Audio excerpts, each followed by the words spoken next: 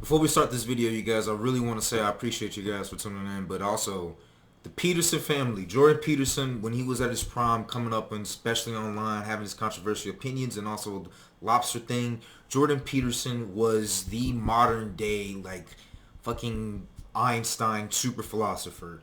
And then he changed the way, like, the world, like, looked at responsibility, and he has some amazing, like, psychological explanations. I loved his biblical series. I watched damn near every single one of them.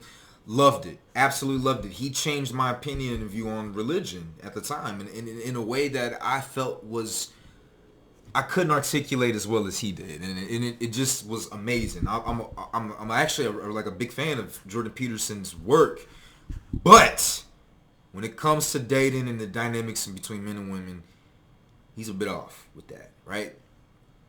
And so I did end up watching the entire Rollo Tomassi stream, a 4-hour stream, where he was talking about Mikhaila Peterson, talking about to kill the party or something like that. And so Mikhaila decided to put Rollo Tomassi on, and it was really interesting, you guys. So I'm gonna go ahead and react to pretty much the entire thing, man. I think this is great. I'm obviously gonna chop it up a little bit, but it's really good, man. It's really good. And another thing, before one of the reasons why this is such a huge deal for me, in my personal opinion, is because Rollo Tomassi is the author of Rational Male. The Rational Male was one of the first times, like, the Rational Male was a very cerebral, articulated, well thought out book, just like almost like Halo 1. You know what I'm saying? Just like fucking Gears of War 1. Just like all the shit that you could think of that had the original that became fucking successes and hits, bangers off the first one. That's exactly how Rational Male was, especially in the world of, like, the Rational Male created the red pill, essentially. The foundation of it. One of the cornerstones of it. And so, he's created 3 other books, working on a 4th book. All bangers. And Mikhaila Peterson is the daughter of Jordan Peterson, the tradcon, traditional, conventional man, very smart man. And, you know, we assume that the same beliefs that Jordan Peterson has, you know, got passed down to Mikhaila. Mikhaila should be the exemplary, example of fucking excellence, right? And so she's very well articulated. I don't follow her. I just found out this was amazing and fantastic, actually, because Jordan Peterson actually tries to stay away from this area. Doesn't really talk much about it, but long story short, Rollo Tomassi thinks that Mikhaila Peterson is a great example, a physical manifestation of this idea of a lot of different things, you guys. And so I'll go into that another time in a different video, because it's actually very, very great. It's a very good podcast, very good stream in what he talks about, you guys. And I'll break it down in a separate video. I want to kind of keep this one just about the podcast, because it's all we're going to be kind of long. So if you're sticking it with me, I appreciate it, man. And with all that being said, man, let's go ahead and get into the video, you guys. I really don't. As you're doing it, though. No, I really don't. I definitely have not made an indirect ever recorded. This podcast is sponsored by BetterHelp. We all need help at some point in our lives, whether it's because of stress at home or work, loneliness, existential angst, regular angst, or listening to a podcast like this. It can be invaluable to know that there's someone we can talk to and who's professionally trained to help us get through whatever it is we're facing. You've probably heard of BetterHelp. Over 2 million people use their online.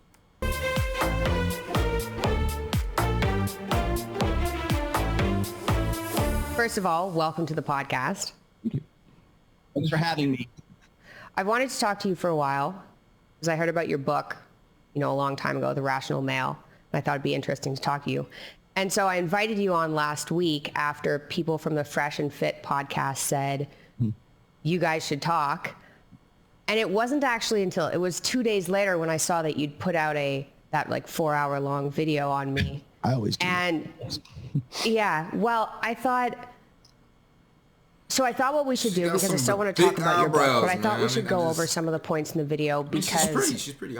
I think that there's misrepresentation of who I am on the internet. And so some of the things you talked about in the video were out of order and weren't quite right. And so I wanted to go through that and then get to your book. Sure. And I would also like to thank you for coming on and giving me the opportunity to do this, because I really do appreciate that. Sure. So, I gotta say, man, she was very, very, very nice, very compassionate, very respectful with that intro, and I got to give it up to her. I could tell that the Rational Male was definitely something that was she might be a fan. She might have been a fan, because what Rollo Tomassi did in his stream was he really broke down a lot about Mikhaila Peterson, talking about how Mikhaila Peterson is a great example because she got a kid, made a kid at 23, got married at 23, divorcing her husband now, and now she's out there just traveling the world and kind of having a good time. And it kind of just fits the narrative of what a lot of people, like a lot of what the space talks about. Long story short, Rollo Tomassi really broke it down, like with some very good empirical data.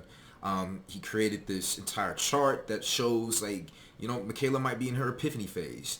She left the stable beta male who's a good father, and his entire Instagram is just nothing but their child together. And, she's out here partying and going to Romania and hanging out with a whole bunch of fit dudes and, living her life. Now, I know what a lot of people you're thinking is like, oh, there's nothing wrong with her living her life. Well,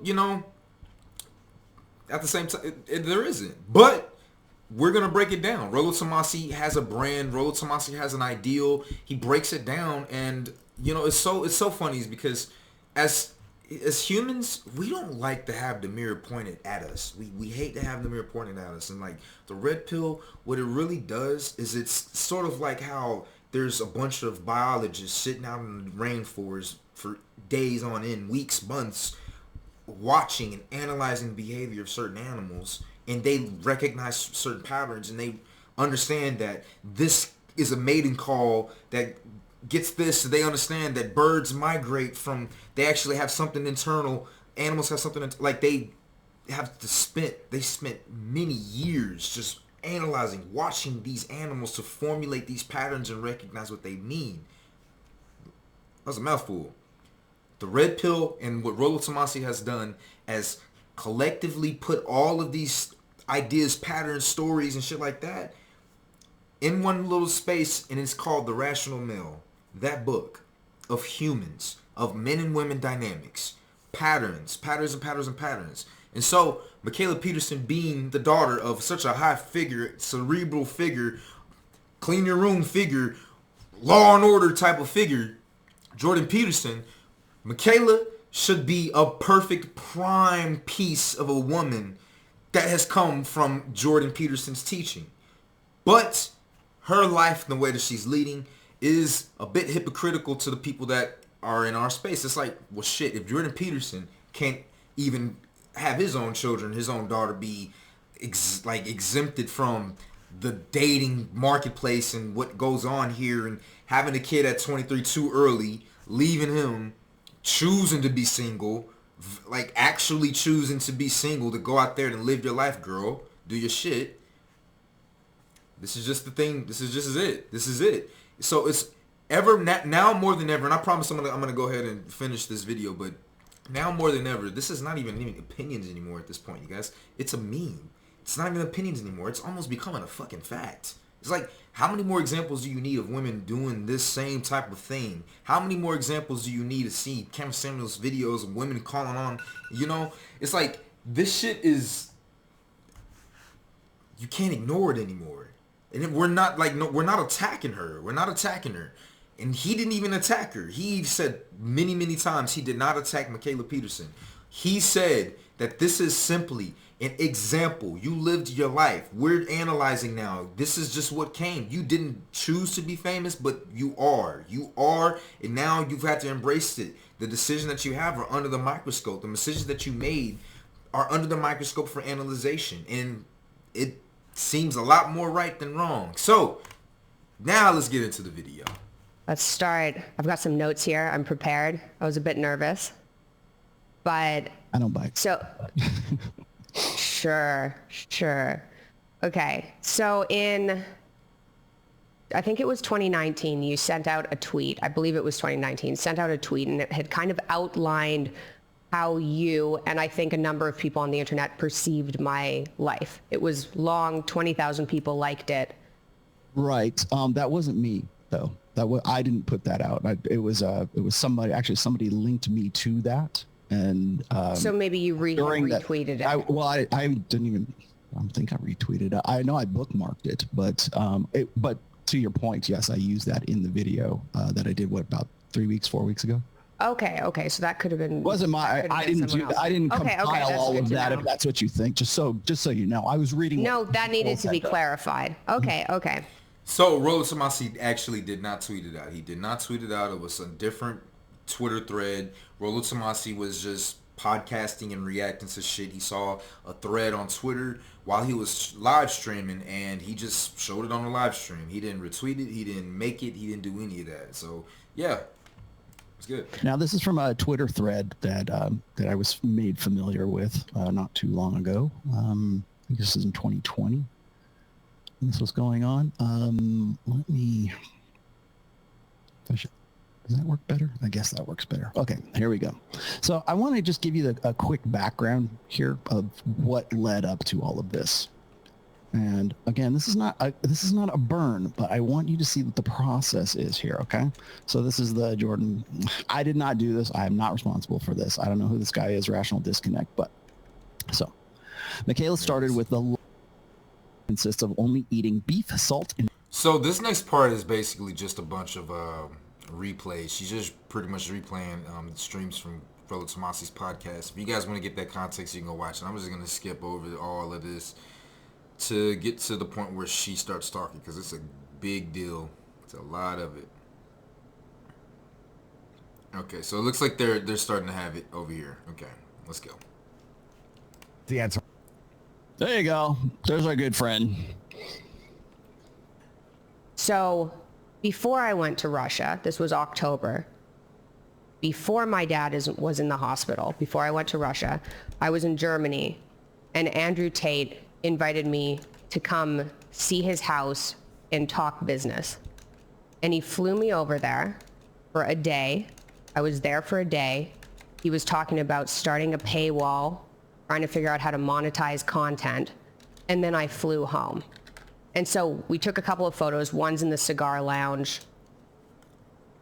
But just because I flew over there and talked to him doesn't mean there was anything sexual that occurred. I mean, even if what it did, happened when the internet saw that photo. Which, of course, is what Andrew has said on pretty much any time I've talked. I actually interviewed him right after that because, of course, everybody wants to know what was going on, right? So when you put something like that out at that time, that's what everybody's going to say. And he's pretty much said exactly what you have said as well. So, in fact, I think I even mentioned that. I pointed it out in the Fresh and Fit video, as a matter of fact, where they were interviewing him about that. Those, I guess, just a couple of pictures. I mean, quite honestly, the world would never know. We just always assume that some sexual shit did happen, because women almost always downplay the situation. Almost always are omitting some information when it comes to these type of deals. You know, when they're talking about other guys and shit that they did. Come on. What is a good girl? A bad girl that doesn't get caught? Come on. Cheers. But you got to... There's a bit of inference that maybe something had occurred, so I just wanted to set that straight. Right. So that's the first thing. The second thing is... Can I ask? Yeah. Okay. So that was in October of 2019, and you were in Germany. 2019. Mm-hmm. So you were already in Germany at that time? Or were I'd been in Germany. I'd flew from Toronto to Germany. I was in Germany for business. And then on the way home, I stopped in Romania for a day. Okay. And then January, I can't remember. That might have been 2018. But he flew you out there, correct? On the way back, yes. From Germany to Romania, or all the way? Germany to Romania, and then Romania to Canada. Okay. So he paid for the entire trip. I'll come see. I was interested in what he's done. He's made a lot of money. He's put things behind a paywall, and I kind of wanted to learn, see. seems like an interesting character. So that could be interesting. Were you aware It of what he sounds does like for a some living? camp. No. I'm sorry, y'all. She may be telling the truth, but this is when my bullshit antenna start coming up a little bit, man. The question, like the story that she's recounted, just is not adding up.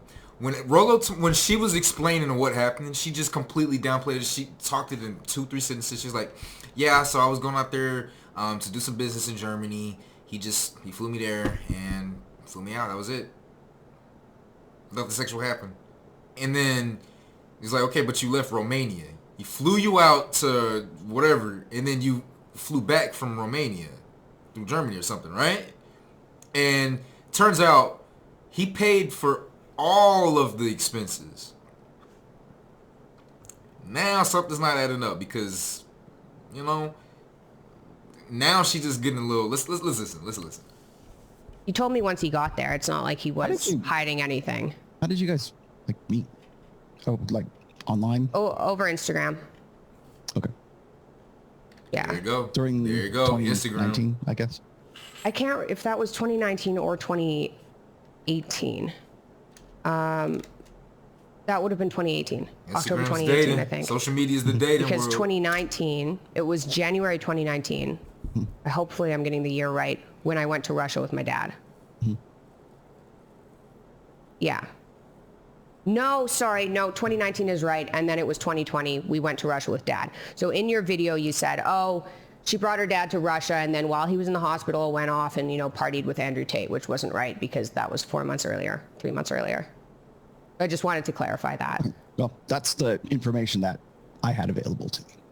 Yeah, well, he tweeted the photo out 3 or 4 months later, but I mean, photos can be taken whenever and then tweeted out later. So that's the first thing I wanted to address. And then... I mean, she's right. She's right, but it's a little fishy, shorty. It's a little fishy, shorty. Look, it's like you start off with a full health bar of trust. Like we're thinking, okay, we give you the benefit of the doubt. You have the opportunity to present your case as the evidence starts to come forth, right? Okay, and so now things are starting to kind of go. You still got quite a bit of health in this game, Mikhaila, but shorty, something. Okay, so a couple of things. I think part of the reason maybe it feels like you have something against me, or you think I'm one of those women that doesn't want to have kids or didn't want a kid in the first place.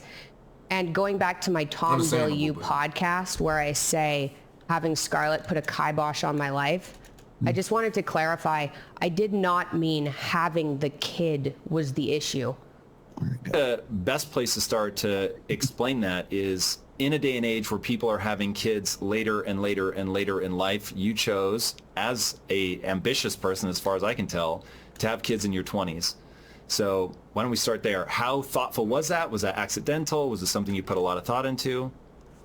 Oh, that's an interesting place to start. That is a very complicated story, actually. Scarlett was an accident. So I was in university. I'd done 2 years in psychology, and then I'd switched over to biomedical science, and I was in my second year. And I got pregnant, and I kept her because I couldn't emotionally handle any other option. And it was extremely stressful because I was 23 when I got pregnant, and my life plan was to have kids ideally before the age of 30. But I'm also, like you said, very career oriented, and I was in my second year of university, so that was not ideal for, when to have a kid. But I decided to keep her, and I ended up dropping out of university and then doing part-time work for my dad, and which turned into full-time work very rapidly when Scarlett was about 6 months old. But the choice to I didn't really feel like I had a choice. Like I ended up, when I got healthy, I stopped taking all my medication, including birth control. Because you were worried about what it was doing to you from a gut perspective? Yeah, well, not even from a gut perspective, but also from a psychological perspective. Like, my mom told me that when she'd gone on birth control, it had made her severely depressed, and she hadn't recognized that until she stopped taking it. And I kind of laughed that off, but I started taking birth control when I was 14, and I was severely depressed. So Hoop earrings, duly noted. Thank you very much. By the way, this interview is with, what'd you say his name was? Tom Bilyeu? That's what it was. And this was from July 8th. I should have told you the date before I started this, but this was on July 8th of this year. I thought, who cares if you add another pill on top of it? I'm already depressed, which was like an immature way of thinking about it, as a 14-year-old might. But when I was 23 and I stopped taking my medications and I got healthier, I was like, I don't want anything impacting my mental function. And so I stopped taking birth control just in case it was. And I do believe that I was having, I do believe it was causing depression, but it wasn't the only thing in my life that was causing depression at that point. But yeah, I did stop taking it, and that ended up resulting in Scarlett, who I'm thrilled to have, but it definitely put a bit of a kibosh on the direction I thought my life was going to take. However, it ended up not being a negative thing. It ended up being a positive thing, but it was scary. Yeah, there's a lot of interesting stuff in that. So one, Put a kibosh on my personal life. Sound like killed a party? Sure does to me. Now, I'm not saying she's going to kill her child. Obviously, she's not. However, that is the motivation. That's what I'm talking about, is the hindrance factor. I meant that I'd had this plan in my head where I went to university and was able to support myself because of my university degree. And I chose to have Scarlett and had to rearrange my life around that. But going back, I would not change that decision. I would have changed the decision to get married because I wasn't in a good relationship. Look at this. Look at that. Even when she has the opportunity to clarify, she's still representing and saying the same cycle of things we hear on Kevin Samuel's side. You guys, this ain't about race, man. This is about... This is why I say this shit is worldwide. This shit is worldwide. This is not just an isolated thing. I would have still had the child, but I would have changed my decision to get married. There were no other options but to have the child because I was not ready, emotionally ready for abortion or anything else, you guys. I wanted to have the kid, but I should not have got married. White women, other women, Asian women, whatever, it does not matter. This is the same shit. This is what's happening, you guys. As globalism keeps continuing, this is what it is. Do you think Mr. Jordan Peterson would approve of this?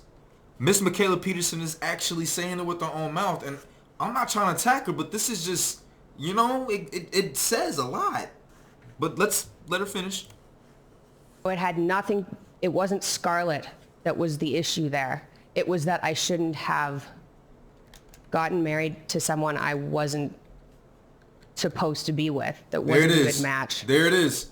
Because that was... Rollo Tomassi said her current baby daddy was who she should be with now. And the dude that she went to Ukraine, whatever the fuck, that's who she should have been with when she was 23. She was in her party years. She was feeling that. That's what she wanted to do. Get it out her system. 29 come around. Now someone like her fucking her baby daddy would be someone to marry. It's wow. Buddy. That was the mistake. It wasn't Scarlett. So I wanted to clarify that in case it sounded like going back, I would have had a kid. So when I was covering that aspect in that show, when I was covering that aspect and I was looking at, was it Tom Bilyeu? I hope I'm saying his name right. Yeah. I mean, in that episode, you mentioned that Scarlett was an accident. Mm-hmm. It was like certainly an unplanned pregnancy, let's just be honest. Mm-hmm. And you were, what, 23, 24 when that happened? 23, yeah. Yeah. So what I was doing, again, I think a lot of people, when they watch that, they think that I was making a hit piece or an attack piece on you. I was trying to use you as well as Brittany Renner, Tom Laren, several other examples as well. Your name happened to be one of them, and it was illustrating an example of how children end up being a hindrance to a woman's life. She wasn't a hindrance, though. That's what I wanted to clarify. Mm-hmm. Okay. Let's look up the definition of hindrance. Hindrance. Definition. A thing that provides resistance, delay, or obstruction to something or someone. A hindrance to the development process. It fits definition. Her child was a hindrance. She said in the interview with Tom Ballou, her child was a kibosh. Hindrance. It's just the connotation, it's the wording, it's the stigma around hindrance. Regardless of the definition, if it's used properly in a sentence. Wow. Damn, Shorty, you almost had a knockout and it's only 23 minutes out of 2 hours. Shit. Hindrance. Like, that stopped me from going to university. Now but she's getting if I went back and didn't have offended. Scarlett, not going to university was actually the right decision. Going to university and getting the degree I was getting wouldn't have helped me out anyway. So now she wants to defend her choice. yeah, when you down have on a kid, parts of your life are harder to do. Like, yeah, I couldn't go out and drink every weekend, but that's not a fulfilling life anyway. So hindrance. Would it have been a fulfilling life at 23 rather than 29? Like I said, I wouldn't go back. What I would have changed is I shouldn't have gotten married, because that caused a whole bunch of problems, and that was the issue. Do you think you should have had the kid out of wedlock then? Because the reason I asked. Well, see, this in the is Tom Ballou interview, and you were saying you didn't want to be an unmarried mother.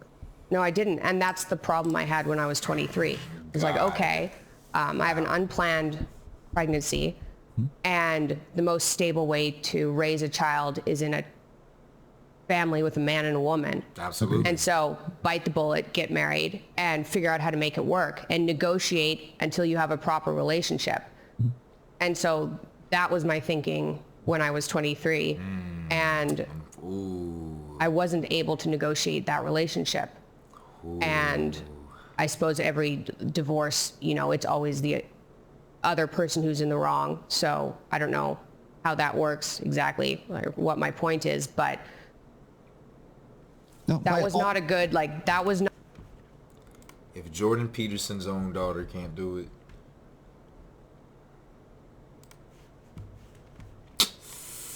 Not a good place to be. And what I ended up deciding, and it wasn't actually this year when we decided to get divorced. We decided to get divorced in 2018.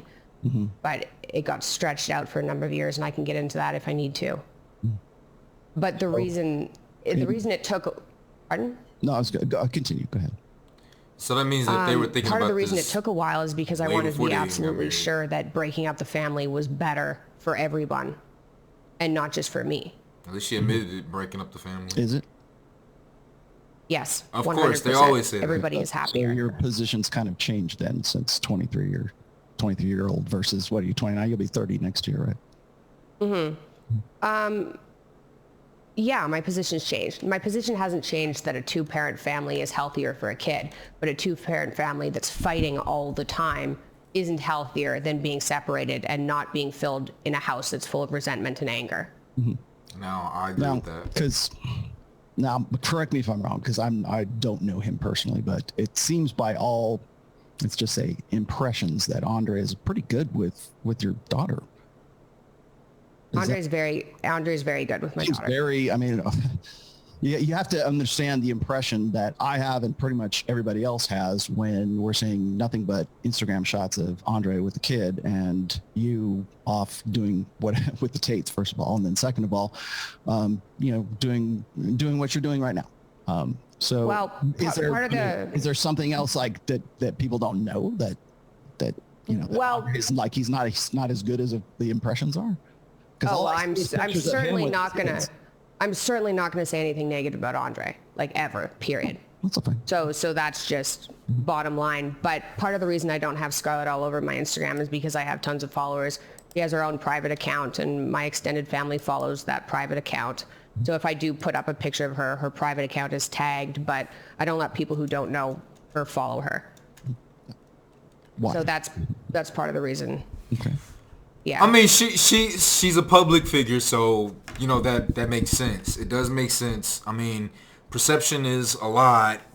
some are willing to say perception is everything, but you know, I give it to her on that point. You know, you don't really want like literally the other celebrities. They don't put pictures of their children out there like that. You know, so she's been escalated into this realm. So I think, you know, I think it's the right thing.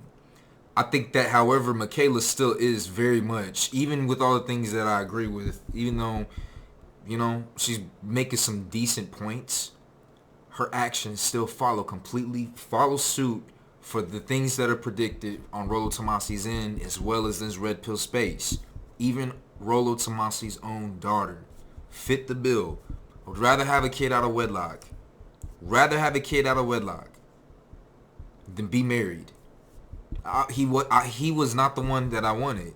I was ready to kick it, regardless of one of the parties, some shit like that. And the fact that she can't own up to the point that, you know, her child was a hindrance. We just looked up the definition of hindrance. It's just because of the stigmata around the word hindrance that she didn't want to admit that shit. Come on. I just wasn't sure. Like at the beginning when she was really little, there were pictures of her up on my Instagram. This has turned into an interview from Rollo Tomassi to her. When she got a bit older, it was like, I don't know if maybe that's appropriate or not. So I made her a private account.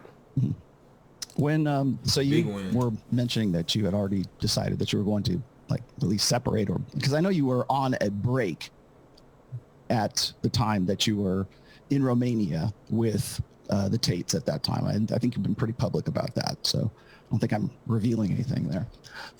So as far back as at least 2018, you were already making plans, or you'd already discussed divorcing or separating? Is that what I'm getting? Mm-hmm. Okay. 2018, and then what happened was we were living separately, and my parents got really sick, and Andre ended up, and I know that this can come across as using him, but so there it is. She's contradicting herself. So prior to 2018 to 2019, they have already been talking about the divorcing. And then she said that she went on the trip with the new guy 4 months prior to Jordan Peterson getting sick. So before the divorce was actually finalized, she wanted to go out there under the guise of business meetings. When her family was going through some shit, they were delaying the divorce. We don't know whose side it really did. Both of them are probably delaying the process. It's not adding up, Mikhaila. I didn't really have too many expectations. I thought that this is my first time really ever watching Mikhaila, but she's not coming off as an honest person at the moment, you guys. Like it's really not looking too good. She's very well articulate. I can see that she definitely tries. She's very respectful. But as far as when it comes to omitting the truth and owning her actions, she's not doing a good job at that. But this was a very complicated situation. My parents were in the hospital over the summer. I was taking care of them. Like Andre went away, so we were living separately. Andre went away for about a month. He was in Russia, and I was taking care of Scarlett. And then after my mom had surgery for cancer, getting a babysitter, going over there in the morning. I needed to relieve some stress. After she had I needed to relieve some stress. This is what it sounds like. This is when men hear this is what it sounds like. And I know what some ladies are thinking. They're like, well, this is how you take it. This is how you think about it. You need to think about it from a woman's perspective. How about the fact that if y'all tell us to watch our delivery and our tone, how about you actually try the effort to do that too? I'm telling you how men will interpret that shit. You saying all this. The question was, what you guys, look, Rollo Tomassi's question. So you guys were thinking about this prior to 2018 before the divorce happened? So what happened? And she's getting all this extra information. She's self-snitching.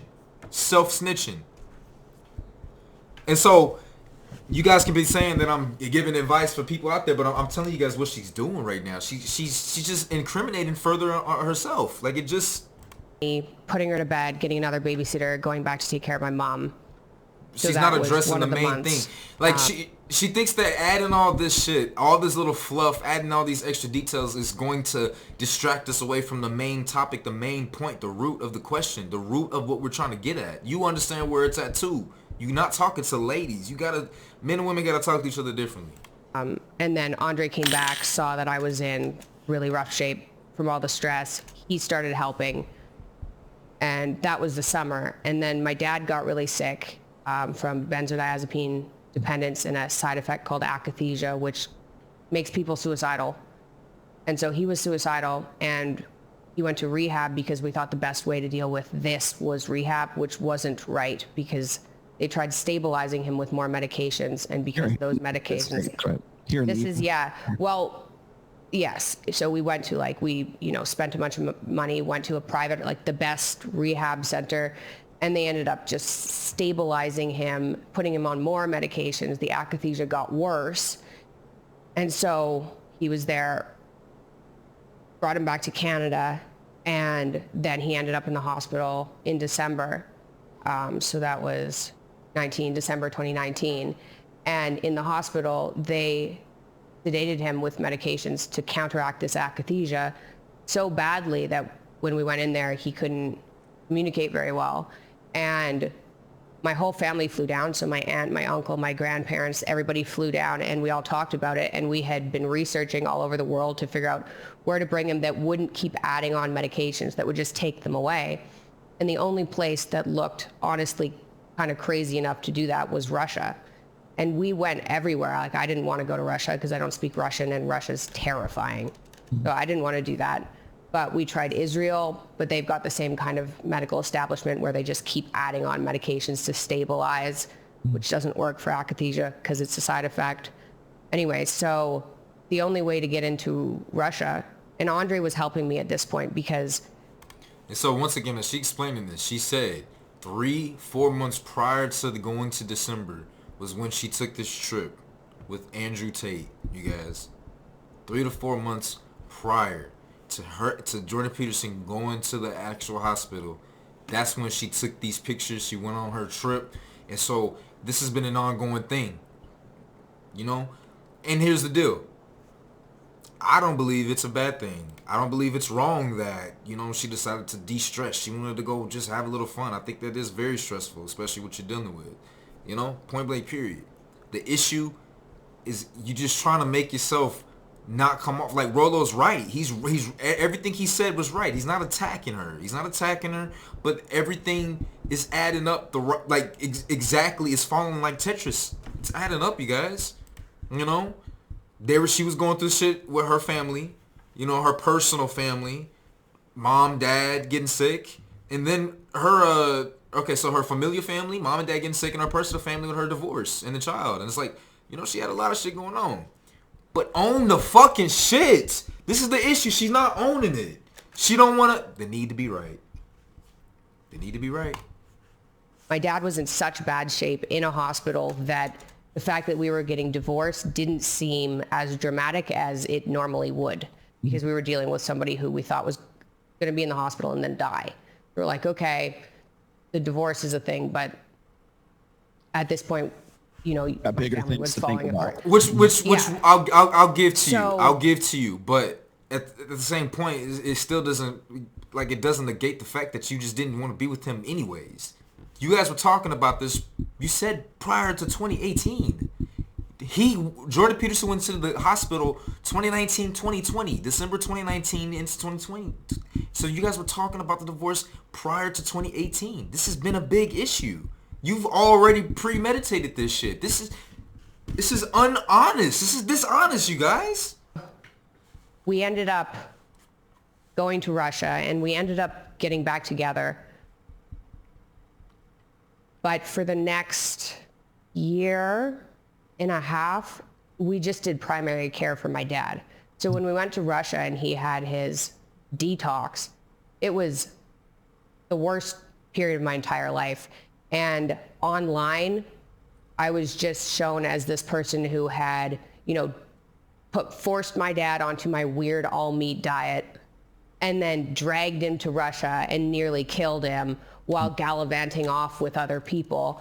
And that was when that tweet went out, which wasn't yours, that 20,000 people liked. And I was in Russia, and my hair was falling out from stress. I couldn't communicate very well with people because I don't speak Russian. But I was like, it's it's either this or dad's in this hospital and he's going to die. And my entire extended family agreed on that. So that's the background there. So Andre was instrumental in getting him into Russia and into... We wouldn't have been able to get him into Russia without Andre, because he had a Russian passport. Oh, okay. But it wasn't just that. Like, he was with me helping take care of my dad, and I was, yeah. And so he was instrumental there. So people are. And so here's the deal, you guys. This is what we're trying to get at. We're just really simply, like, once again, it's not attacking Mikhaila Peterson and her family. It's simply just telling men that you can choose the life that you live. You can choose the quality of life that you live if you are aware of certain dynamics and patterns in life. It's not bad. Mikhaila, you're a perfect example. A perfect example. Rollo Tomassi did a wonderful job using her as a PowerPoint, her life and the decisions she's made as a PowerPoint to just show men, you know, you can go this route or you can go this route, right? So, Andre, one of the things that you can get from this, do not expect a woman to do what she wants or do what you want or even stay with you simply because you can give her your liver. Simply because you can fucking save her fucking father, the one that has brought their entire family to fame, death. Like, you're saving them from death. Just because you do that, the woman still, you know, she's gonna do what she wants to do. And so this is an important lesson to learn as men. Women are gonna do what they want to do. And so if they're not doing what you want them to do, after talking, after really trying, after really exhausting all of your sources within reason, right? Can't exhaust all of your resources within reason. Don't obviously like do shit that's just really gonna put you in a tight spot, because you can't negotiate genuine connection and genuine love. You just can't do it. And a lot of men believe that. And Mikhaila Peterson is a perfect example of this, you guys. A wonderful example. Because look at what Andre's doing. I'm gonna online were like, why aren't you? And even my dad, why aren't you with someone who's like a good dad? He's helping your family. And I don't really want to get, like, I don't want to get into the negatives because she can't explain it. She can't explain her own nature. Appropriate. Rollo Tomassi talks about this. Women can't even understand the type of stuff that they feel. It's not until a little bit later that if they don't double down, if they actually will take the mirror to themselves and actually really look at and listen to what people are saying about this shit. It's not that women actively choose and intentionally choose to do these things. They really do it. And it's not necessarily to take responsibility off of them. You are a sentient being in this world that you can choose you can choose your decisions. Women are sentient beings that can make their decisions. But a lot of times they are unable to even recognize their own actions. And this is it. Right where even Jordan Peterson, her own father, was like, why aren't you with this guy? Why are you trying to divorce him? He's literally saving my fucking life. This is the guy to be with. Even with all of that, she cannot fathom, articulate with her mouth why this is not a good deal for her. It's because she knows that she can maximize her hypergamous nature with Instagram, her fame and shit like that. She does not want her star to die as a housewife to someone like Andrew. She wants someone with clout. She needs a higher person. It irks her. She's got 430,000 followers on Instagram. What does Andrew have? He just got her at the right time. Fuck. But we fought all the time in ways that I couldn't negotiate. And I don't think I'm an unreasonable person. Mm-hmm. And so... And here's the deal. She's going to say, oh, we fought. Of course you guys are fighting. Of course you're fighting all the time. Because even prior to Andrew saving your father's life in 2018, prior to 2018 with your words, Mikhaila, you guys were having issues. You knew that you could do better. You knew you could do better. And so you tried to nip it in the bud, but you actually ended up needing him. You ended up needing him. Like a lot of these women out here, you guys. stress in our household was really bad, and I didn't think it was good for Scarlett either. And so separately, things are working out. We're communicating. And like I said, I'm not going to villainize my kid's dad, like, ever. Yeah, understand. Because at the end of the day, so. she wanted to leave. I get it. She wants to leave. There's nothing bad. So, everyone has their quirks and their fallacies, their flaws, all of that. Was it worth this after saving your father's life? There's nothing that's bad enough that can overcome the what he has done, the graciousness he has provided for Mikhaila Peterson's life. I'm curious to know, like, I mean, I don't know, you don't have to go into the details or anything like that, but I mean, I have seen interviews of you, well, I think it was you and your mother or something like that, talking about how, you know, building a relationship and building that marriage. But do you think that wasn't possible with Andre? No, it wasn't possible.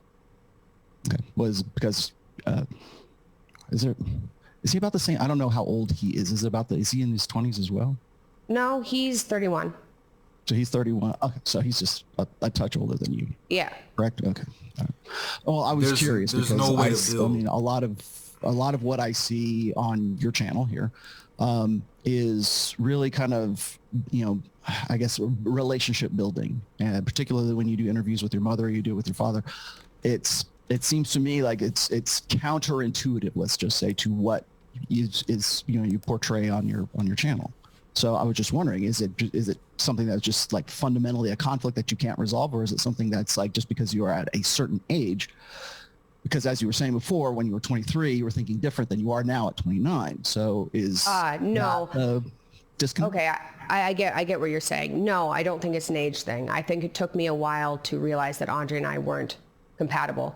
I've wanted to have kids and have a family since I was like 16. And I wanted to do that young. So 23, and you talk about it on your channel, 23 is a good age to do that. And you talk about wanting to party and missing years, but I had a rough teenagehood. I drank a lot. I was not happy. When that girl gets into her, you know, party years or whatever else, then it's FOMO and it's YOLO, okay? YOLO, not Rollo, YOLO. You only... So, hold on, before that, so what Mikhaila's saying, she had her party years prior to the age that Rollo Tomassi is saying that she should have had her party years, is what Mikhaila's that's what she said. That's what she said. Live once and fear of missing out. And Mikhaila Peterson is now experiencing the fear of missing out. Like, I don't need to continue drinking in order to fill some, you know, FOMO that I'm experiencing. I'm not experiencing FOMO from partying. I don't drink, right? Like, I wake up at 6 a.m. I think the last time I had a couple of drinks on Halloween. But she's associating the party years with literally going to the club, drinking and shit like that. That's not what the party years is standing for. Party years is simply a placeholder. A word is a placeholder to describe a moment in a woman's life where she wants to peruse the scene. That's the party years. That's traveling around the world with random guys on fucking Instagram and YouTube that got money and got clout and have all this and that. That's considered party. That's the party years. It's not literally partying like going to the club, drinking, smoking and shit like that. We're talking about, once again, you're a stage in your life where you choose where it's time to start perusing around the city, start hanging around other guys, start doing different things. That is party. Years is a placeholder. She's missing the point. It's not my age that's changing how I feel. If anything, I'm more upset now because now I'm 29, and this would have been better to have sorted out when I was 24. You talk about that too, that like women decline with age, especially with fertility. So no, I would say it's the opposite. That is what I want. Like, what I do want is a family and a stable relationship. I'm not interested in hooking up with people.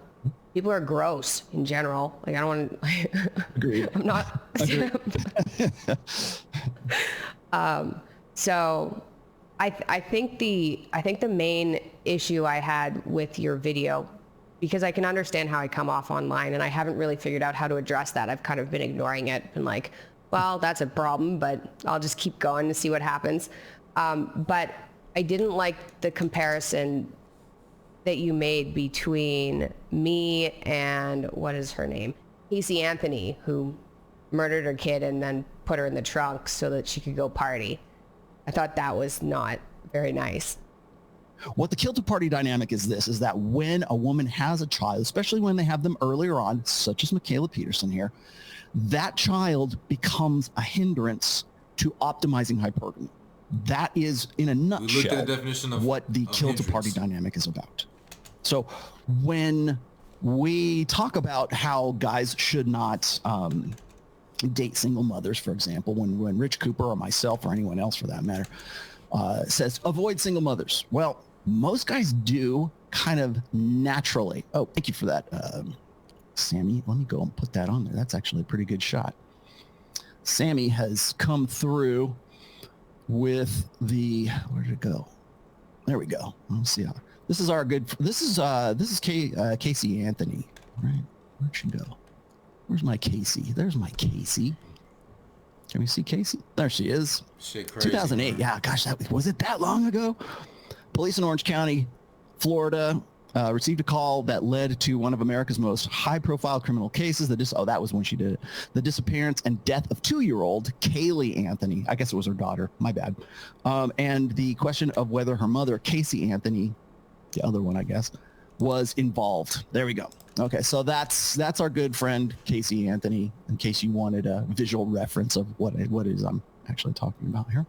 And so I'll explain a couple of things to you here first. I'll get to the Epiphany Phase in just a second, but when I brought up Casey Anthony, I was using that as the most extreme example of what I call the kill to party dynamic. Okay, and what that is that women who have their children much younger realize that is an obstacle, it is a hindrance to them seeking out and finding another partner, finding a guy who is better off for what they think, at least at that time, have been a better pairing for them while they are still within that sort of threshold of, say, like 18 to 28 years old, where I call it the party years, other people call it the hoe phase, whatever you want to call it, when you're having your fun and you're, it's when you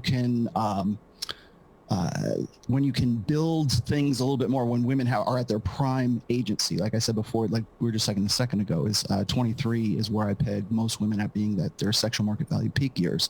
I say that for a number of reasons. Primarily, it's because that's when men find women the most attractive, right? During that sort of 18 to 28 era. However, when women have a child such as you at 23 years old, it tends to put a damper on finding a guy who's better than, say, the guy that they ended up divorcing or the guy that they ended up marrying and then divorcing during that time. So that was the example that I was using. I think what happens is when I do something like that, when I use an example such as Casey, I'm not saying, and I even said this, I don't know how many times during that 4-hour video, I'm not saying that that's what you wanted to do. Okay. I'm just using Casey Anthony as one prime example of that. I used other examples as well. Brittany Renner, for example, locking down PJ Washington with the kid when the time was right for her. She, of course, is 29 years old as well. So I was using her as an example, but people hone in on something as extreme as, say, like Casey Anthony. I tried to present the fact that was the extreme example of that. However, the more general example of that dynamic is that when women become single mothers, particularly when they become single mothers at an early age, it makes them less marketable in the sexual marketplace. That's what I was getting at. But of course, everyone in the comments goes, he just compared you to Casey Anthony. Well, the thumbnail did have. Well said. Well said. Explained it. Mikhaila, I hope before I press this play button again that you actually acknowledge what Rollo Tomassi just did right there. That was a big issue that you saw, that you felt like, what the fuck, he comparing me to Casey Anthony? Woman that fucking drowned her fucking kids to go party afterwards? You just compare me to that? He just explained all of it. Mikhaila, please. Please, please, please. Because you let him talk the entire way, and I will give that to you. You let him talk the entire time. You didn't butt in. He got to actually articulate his full opinion, not even his opinion. You asked him a question, he gave you the answer. You listened to it in its entirety, which I can't say for a lot of people out in this world, man. They just don't let you finish sometimes. And like, You see it on Kevin Samuels' channel. This was great. Now, let's see how she does this. Of course, she's still not going to take what Rollo Tomassi said. She's going to focus on the fact that you still compared me to Casey Anthony, even though you just explained that you didn't actually compare me to Casey Anthony. You actually used it as a placeholder to talk about this concept of kill the party. Makes more sense. It's still just, so let's see what she got to say. And I do thank you for picking a good picture of me, by the way, but it did have me and then kill to party well, let me explain to you the dynamics of thumbnail creation, which you maybe already know. But when you put people's face on there, when you put people's recognizable faces on there, when you have to see the whites of their eyes, and you're not the first one I've ever done this with, by the way, that's simply how you get impressions on YouTube right now. I'll be all above board with that because I'm not the first one to figure this out, and I don't definitely do. So when you do something like that, then it draws. Like I've said this before, is like I understand that there's a salaciousness, there's the TMZ effect, right? It's you want to give your audience the red meat. However, when I do so, I'm trying to give them steak with the sizzle. So I'm not doing it just to say, oh look, here's what she did, right? That's not my point. I say that in the beginning of every single one of my videos, especially when I go after somebody who I think it would make a good example of a particular illustration of a dynamic that I'm talking about. I talked about Emma Thorne, I think is what her name was. I talked about her on a couple of different occasions. And people don't have a problem with that because that's Emma Thorne. And then you're Mikhaila Peterson. So when I do a thumbnail like of her, nobody's saying, oh, he just compared you to such and such. It's not an attack piece video. I don't do reaction videos. I don't do takedown videos or anything like that. If I think that somebody serves as a good illustration for a dynamic that I've written about in the past or that I'm talking about currently, with whatever that I'm doing, then yes, I'll do that because it's a recognizable, say, oh, okay, now I get what he's saying. So it's more of like an illustration rather than like, oh, I'm going to take you down. In every single video that I do this in, I put out the standard caveat. This is not about the individual. This is about what's going on. So let's talk about what the dynamic is. It's not an attack, but this is YouTube. This is Twitter. This is Instagram. This is social media. So everybody wants to see what we call a YouTube blood sport. They want to see oh, did you see that he compared you to this? Did he see you compared you to that? I talked about this recently on Elijah Schaefer's show as well. So there's this, I think there's this need for people to have sort of this get a rise out of you. I was on You Are Here with Elijah Schaefer and Sydney Watson and Ariel, I forget her last name, Scarella. She's the lesbian, traditional conservative, I guess now, and when I was on there and we were having our back and forth, everyone in the chat wanted us to be at each other's throats, right? Because they're looking for that. It's bred in circuses. So when I put something out like that, or if there's some kind of comparison to you to say Casey Anthony, that's not my intent to do that, but that's what the audience wants to see. You see what I'm saying? So maybe you're getting a wrong impression as to I'm not trying to make you look like Casey Anthony. I just mentioned you in the same show as Casey Anthony. Okay. I guess I just don't usually play into that, on my channel. I get the clickbait. Well, okay, look at that shit. She didn't even have to go there. She tried to use a personal attack to try to make what he's doing, his techniques. Respect just out the window. I lost respect for Mikhaila Peterson. She's just like any other girl out here now. I just lost respect for her for doing that shit. You could have said all the things, especially the way that he explained that he was not trying to compare you. Now you're trying to make him feel all the emotions and pains that you felt because you didn't have the guts, you didn't have the balls. You were so mad that you didn't actually want to actually talk to him about this shit.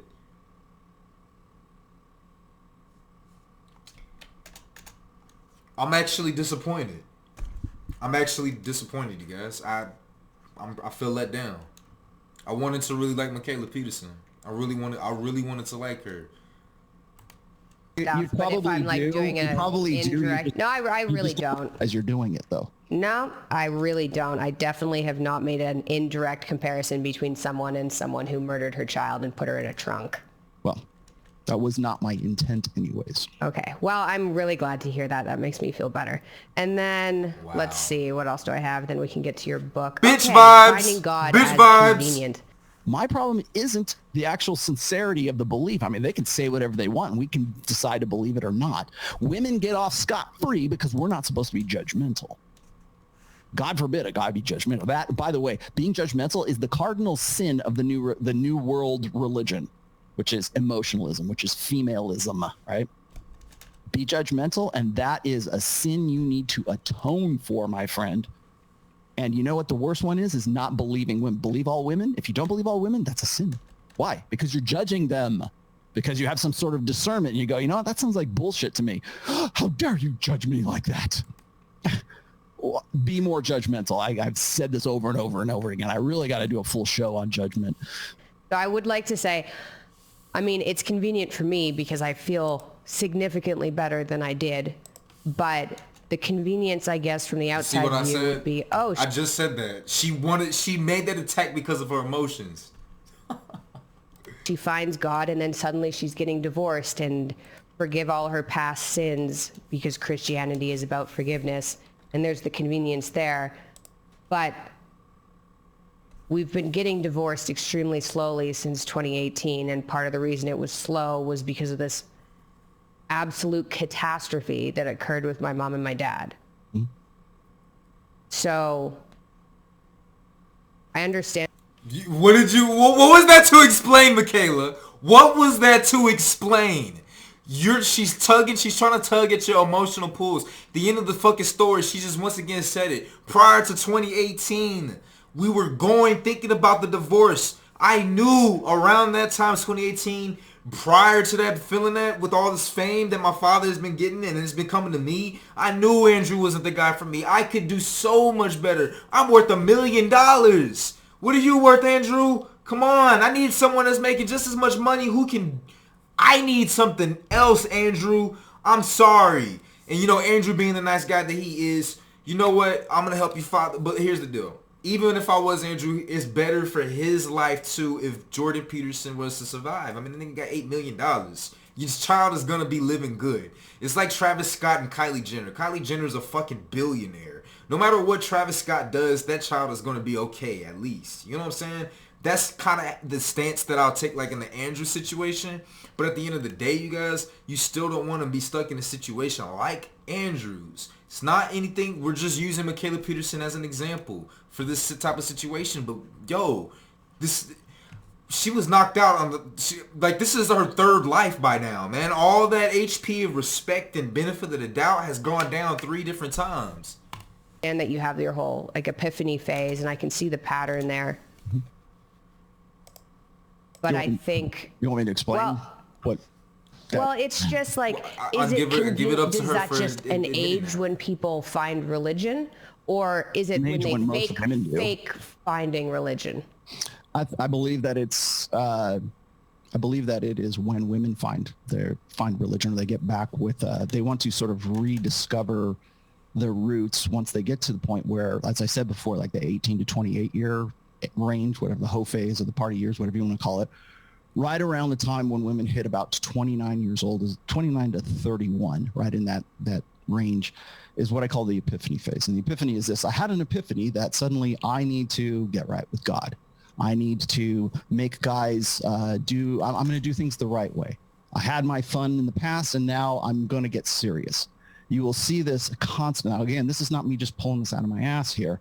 You will see this constantly in Tinder profiles. You'll see this constantly in Hinge, Bumble, the dating profile. Name the platform, and you will see women of that age, right around 29 to 31 years old.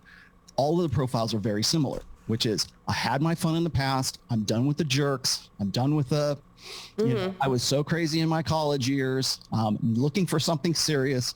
If you're not looking for something serious, swipe left. You probably understand what I'm saying. It's so common that I can go on, like the guys that I follow, or the people who are sort of in my sphere of influence, I guess, constantly come up with, the screen caps of exactly that same thing. Now, I developed, I guess, this idea as far back as, like, say, 2010, So when I put it in my book, The Rational Male, I published in 2013, but from discussions that I had prior to publishing that book, that's what we called the Epiphany Phase. And the Epiphany Phase is this: women come to an epiphany at right around 29 years old that they can no longer compete in the sexual marketplace like they used to in the past. And so now there is this, I think, psychological need for women to find some sort of rationalization to explain why they did what they did between the ages of, say, 18 and 28, and why they want to go ahead and find a long-term mate after that. Makes a lot of sense. And usually that comes with a rediscovering of religion. Usually that comes with a new, prerequisites for guys to jump through certain hoops to qualify to women's demands, I guess, or women's standards, let's just say, for the long term. So prior to the Epiphany Phase, it was more about sort of alpha seed. After the Epiphany Phase, it's more beta need. And I define that, it's, of course, and your father knows this as well, that is hypergamy. Okay, so hypergamy is this: it's alpha seed and beta need. And too many people tend to focus on just the beta need side of things. So because it sounds right, it sounds good, right? Oh, she found God. That sounds good. Great. Come back to the fold, right? She's had her journey of self-discovery. Now she wants to do things the right way. We're going to do this the right way now. And so at right around 29 to 31 years old is at that, what I call the Epiphany Phase. And after that, all bets are off, I guess. But right then, it's when women are acknowledging that they can no longer compete at the same level that they could when they were 23 years old. So now things sort of change, and there's this sort of convenient rationalization of getting back. And I'm not saying that you didn't sincerely find God. I'm just saying, I'm talking about the convenience of it, or the timing of it. Yeah. Because people have hit me up on this before, and I'll explain this right now. People will say, well, don't you think, Rollo, that women are actually sincerely finding God at this point, or aren't they sincerely having some sort of personal transformation? And I say, yeah, I do believe that. I think that if you took a polygraph test that say, do you sincerely believe what you believe, you would probably pass the polygraph test. But what I'm focusing on is the convenience and the timing of that particular epiphany at that stage of maturity for women, because it is so constant that I think that men need to be aware of that. So that. Here, before we continue, one of the main reasons, if you guys don't know, there's a book called Influence by Robert Cialdini. Excellent book. There are 7 rules of influence that help persuade people to make decisions, and that is also very much used in the market, in marketing, in anything, promotions, advertisements, all of those things. And so one of the rules is that there are predetermined innate responses that animals are unconscious of. Robert Cialdini gave some excellent examples with ducks, with geese. In one instance, there's this chirping sound that the chicks make that it clicks on this motherly response of protection and nurturing in the mother goose. And so what the scientists have done is that they actually recorded the sound of that, made the predator. They used the predator, the natural predator of the goose, made a tiny version of that, but it played the sound of the chicks. So it sounded just like the chicks. The mother goose still protected the cub of the natural predator. I think it was like a wolf or something like that. The mother goose protected the little synthetic wolf cub because it made the same sound of the chicks.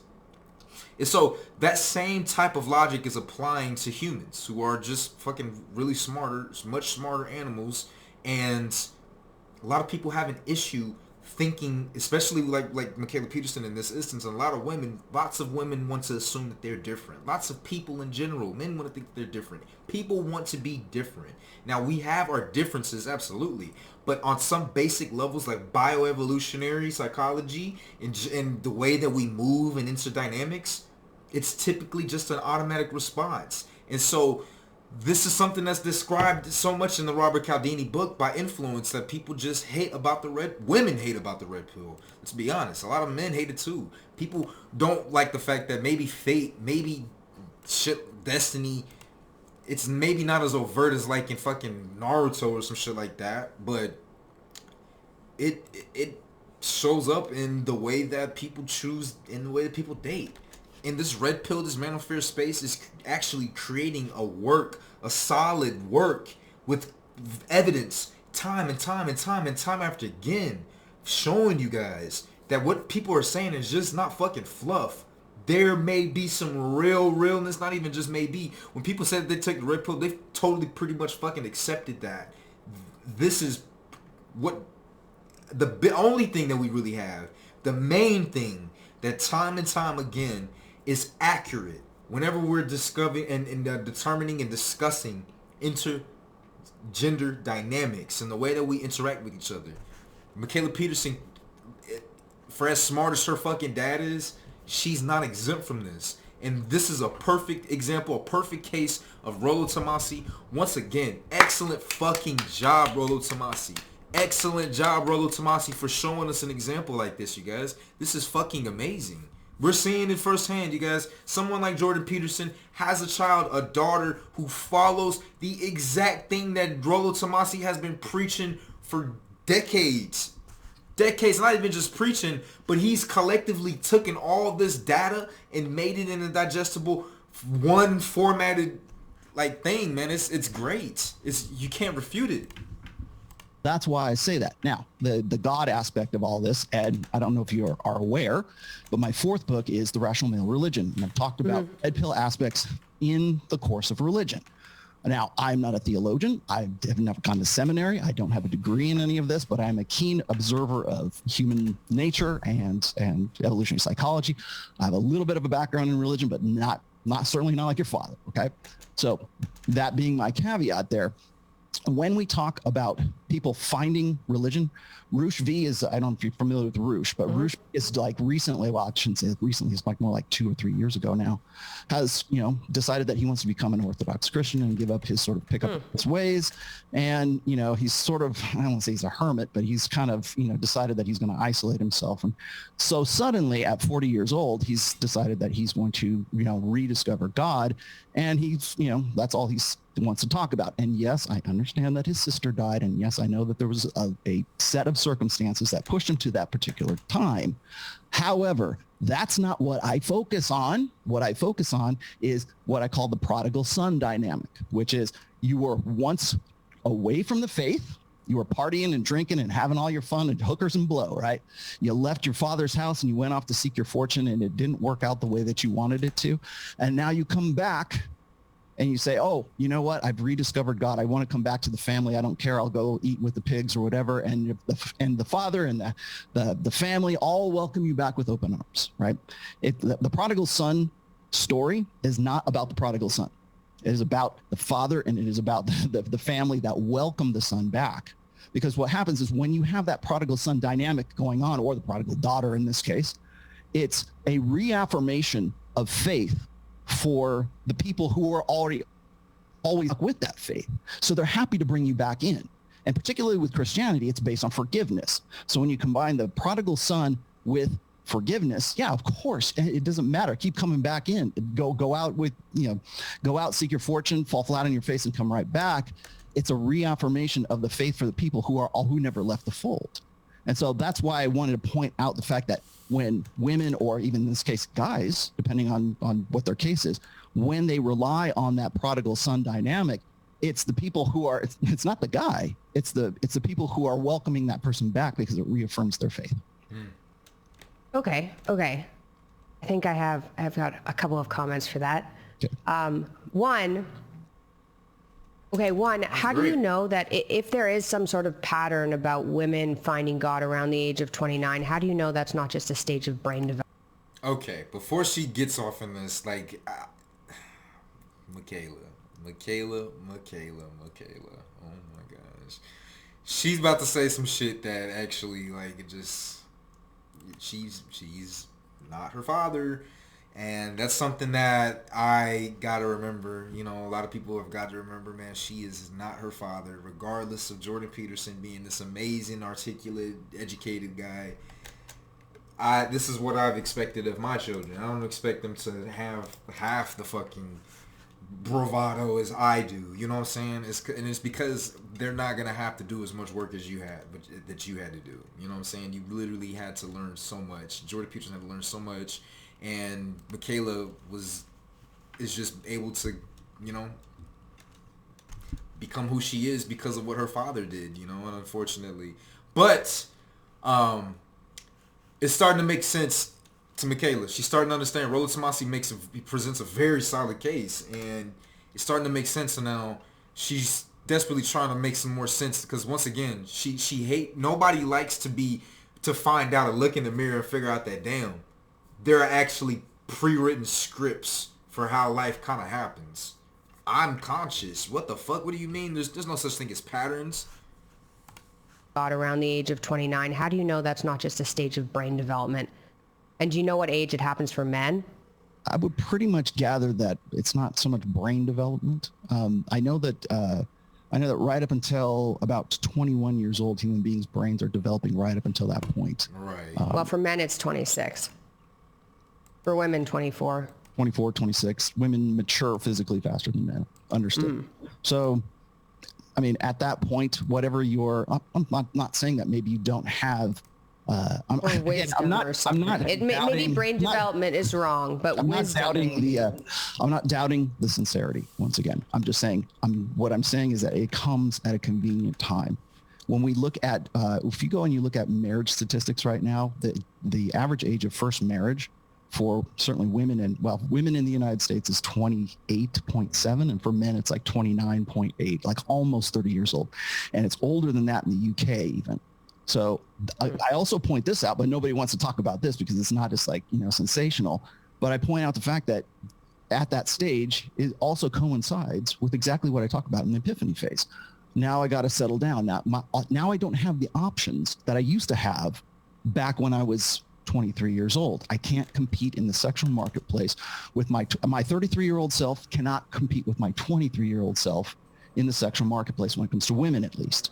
And that is right around the time. And again, that's the point at which women say, I want to, my biological clock is ticking, right? You don't hear women complain about men being sort of infantile or wanting to, you know, afraid of strong, you know, threatened by strong, independent women. You don't hear women of 23 saying those things. I did. 33, and you hear them at 34, but you don't hear them when women are in the midst of their peak sexual agency in their lives.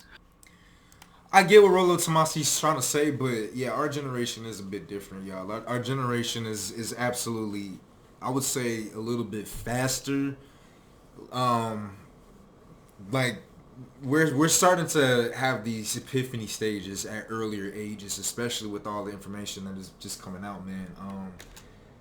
It's like that strong woman shit. That's been a thing since fucking high school. I can remember, you know, to be quite honest with you. So I can get what Mikhaila's saying on this point. So when they get to a point where all the chips are down, that's when it's men aren't measuring up. I can't find an economically attractive man, and I can't find a guy who is right with God, or I can't find a guy who wants to date and marry a single mother. It's not my fault. It's not my decisions. It's those guys who won't man up. It's those guys who won't take responsibility and absolve me of the consequences of my decisions that I made that are now coming into effect at 30, 33 years old. Yeah, okay. So I completely understand where you're coming from, but I think you're lumping me into a category of women I don't exist in. I was complaining about men not wanting to get married when I was 21. Like, I've wanted a stable family, like I said, since I was 16. As for competing in the sexual market, wanting doesn't absolve you from anything. Everybody wants to be rich. Everybody wants something. But what the fuck are your actions dictating? Just because you want something doesn't mean you get brownie points, you get credit for that shit. I mean, you get a little bit. Look, come on, you get a little bit, but not enough to tip the fucking scales. Come on, shorty. Place. I understand I'm older, but that's not my issue, right? I'm not going to have a problem there. Do you understand that as a single mother, your, let's just say, competitiveness, maybe I hate to commodify everything for you here, but your your value as a woman is less than somebody who does not have kids. And if you're looking at 20, you're soon to be 30 years old, if you're looking for that long-term relationship, which you've said you are, looking for a guy who's like at your age or older, the men who will be looking for what you're looking for aren't looking for you. They're looking for women who are much younger than you and who do not have kids. Do you acknowledge that? Do you understand that? Well, you seem to think that every woman is exactly the same. No, I think that yeah, if they're going to find commonalities for sure. Yeah, but I'm not the same kind of person as the woman you're talking. What did I tell you guys? People hate being lumped together. They want to be fucking different. People want to be different, no matter how much similarities between how many examples. It does not matter. People want to be fucking different. Mikhaila is no different from this. I want to see where she gets with this. Come on, Mikhaila. Talking about. I don't have an IQ of 100. I'm not a moron. I'm fairly attractive. I don't think I'm going to have an issue. And what I did decide, obviously, oh God, oh shit. But here's the deal. She's really not going to have too much of an issue. She's really not. I mean, she's really not going to have too much of an issue. But with the point that Rollo Tomassi is saying is that she at 29 does not have the same options that, let's say that had she had this same mentality at 23, 24, 25, no kid, oh man, out of there. Right? Mm-hmm. Like, clearly, single mom, that's not, like, no one's plan is that, right? But I decided that the situation I was Brittany in... Renner, no. Brittany Renner planned it, so... Oh, well, that doesn't seem like a wise decision. But what I decided from the situation I was in was that I would rather be by myself. And so I would just wrap my head around being by myself. You make the same decision too then. And so that wasn't my concern wasn't hypergamy. I'm going to go find someone. Oh my God. You know, older, She wiser. said nobody decides to be a single mother. I just decided to be by myself.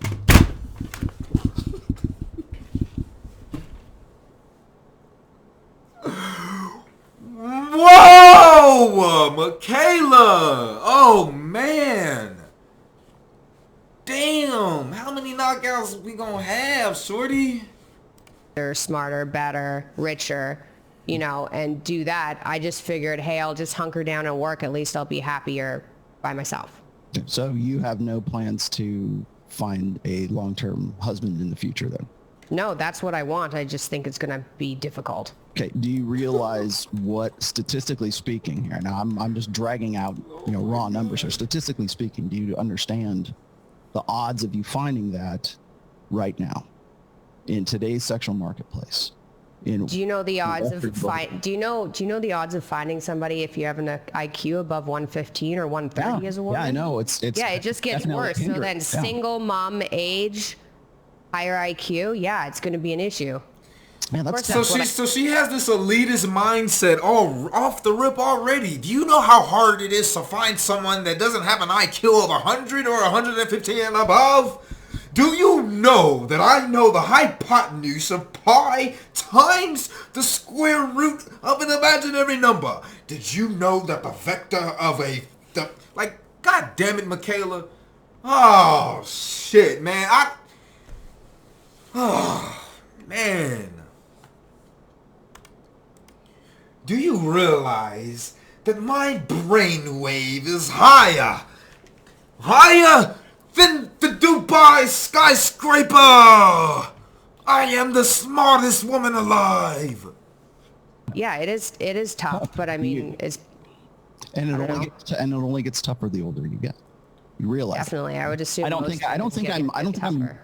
think I'm like being, again, your father always said, you have to risk being offensive to like have critical debate. So I'm not trying to like kick you in the ass. No, it's okay. This is why you're on here. Yeah. Okay, Mikhaila, I'll give you that one. You still losing. But damn, I'll give you that one. Come on. So Rollo, the direct questions that Rollo is actually asking you guys hold a lot of merit, and the way that Mikhaila is actually explaining and the way that she's responding is so Rollo Tomassi will present the question. Mikhaila will initially refuse and deny it, say I don't fit the bill, but as they continue to talk about it, Mikhaila continues to talk about how and describe how she actually does fit the bill. That's what's happening. So this is why you're on here. So my point is that, and when you go, I know are you still scheduled to go on Fresh and Fit? She like that shit. I think you see the way she looking? Yeah, she like that shit. She feel a lot better now. I'm gonna prep you for. Here's your preparation for Fresh and Fit, because Myron's gonna bring up the same exact thing that I'm saying to you right now. If Mikhaila was smart, man, she should probably get one of these niggas over here in this space, man. Get one of these motherfuckers in this space, because even though motherfuckers are saying, oh, don't date single mothers, motherfuckers are still gonna do that shit, y'all. They still gonna do it. Let's just be real. They just gonna do the shit, man. Somebody's gonna want to wife for Mikhaila Peterson's ass. And especially the way that she look when she listening, she actually can listen, man. She's so used to her fucking dad lecturing her for hours on end. Can you imagine Jordan Peterson as your fucking father? Dear God. Everything is gonna be, he's gonna have, like, you're gonna sit there for hours just listening to what he has to say. And she's so used to it. You know, this ain't nothing for her. Which is, as a woman gets older, her value declines, her value decreases. A woman's primary agency in life is her sexual marketability. That's not personal value, okay? So it's very important that you, like, because most women conflate sexual market value with their personal worth, right? Mother Teresa, fantastic human being, you know, let's make her a saint, right? Her sexual market value, let's just be honest, okay? However, so there's I'm using, again, extreme examples, right? I'm using her as an example here to say that there's a separation between sexual market value and personal worth. And that's, I think, is one of the primary problems that women have today, because they're like you. They say, you know what, there's the incident, or I say the enrollment for, you know, higher education right now. Women are enrolling in record numbers in college.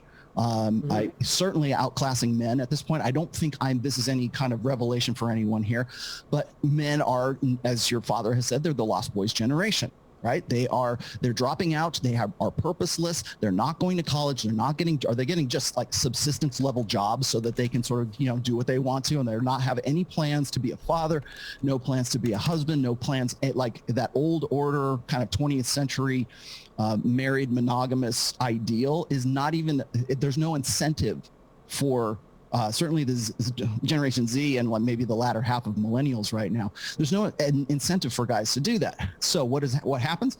There's more women that are enrolled in college right now, higher education. They get more professional degrees. They go into the American workplace. I mean, statistically speaking, women are like improving themselves, where men are just kind of like, you know, and we poke fun at the guys and we say, well, they need to take more responsibility for themselves. And while we're having that conversation, women just like you, women just like the women who work for Robert Kiyosaki, who I work with as well, they're saying the same thing as you, or you will say, I think pretty soon here, is I can't find a guy who is my equal. I can't find a guy who has his shit together. I can't find a guy who is economically attractive. I can't find a guy who is, you know, whatever your prerequisite is. And the reason for that is because you're very intelligent and you went to college and you have I don't know how much you're worth, but you make a good chunk of change. So by doing that and by improving yourself and building yourself up into who Mikhaila Peterson is, or, you know, whoever your, you know, sort of strong, independent alpha female is, you have less and less opportunity to get with a girl who is going to be that much, just even fractionally above you in sexual market value, because women conflate sexual market value with personal worth right now. And so for me to say this, and I've said this, and it frustrates the hell out of the women that I talk to who are part of Robert Kiyosaki's crew, they're just like you. They went to college. In some cases, they've got like a, you know, at least a 4-year degree, and in some cases even like, you know, postgraduate kind of stuff. And they're making money, and they're like, I'm frustrated. I can't find the right guy. I can't find anybody right now, or they don't want to have anything to do with me. And it's because they have built themselves up to what they are that they become less attractive to the guys who would want to get with them in the first place, simply through evolutionary biological reasons that they don't want to get with a woman like that. Again, intelligence, you just said a moment ago, and it sort of debilitates those guys. So along comes Rollo Tomassi, and he says, well, ladies, you're going to have to dumb yourself down. And no woman wants to do that, because their entire personality and everything they've invested their egos in is professionality, their money, and everything else that a gynocentric, feminine, primary social order taught them would make them more impressive, would make them more attractive. And it's exactly that would make men more attractive, but it does not make women more attractive. So now you've got this generation of women who are these high-powered, or at least perceptually anyways, intelligent, in some cases single mothers, with a professional degree, with some money and everything else, and they're frustrated as hell at these guys that we want to say, man up, man up, man up, when we've been telling them for generations to man down.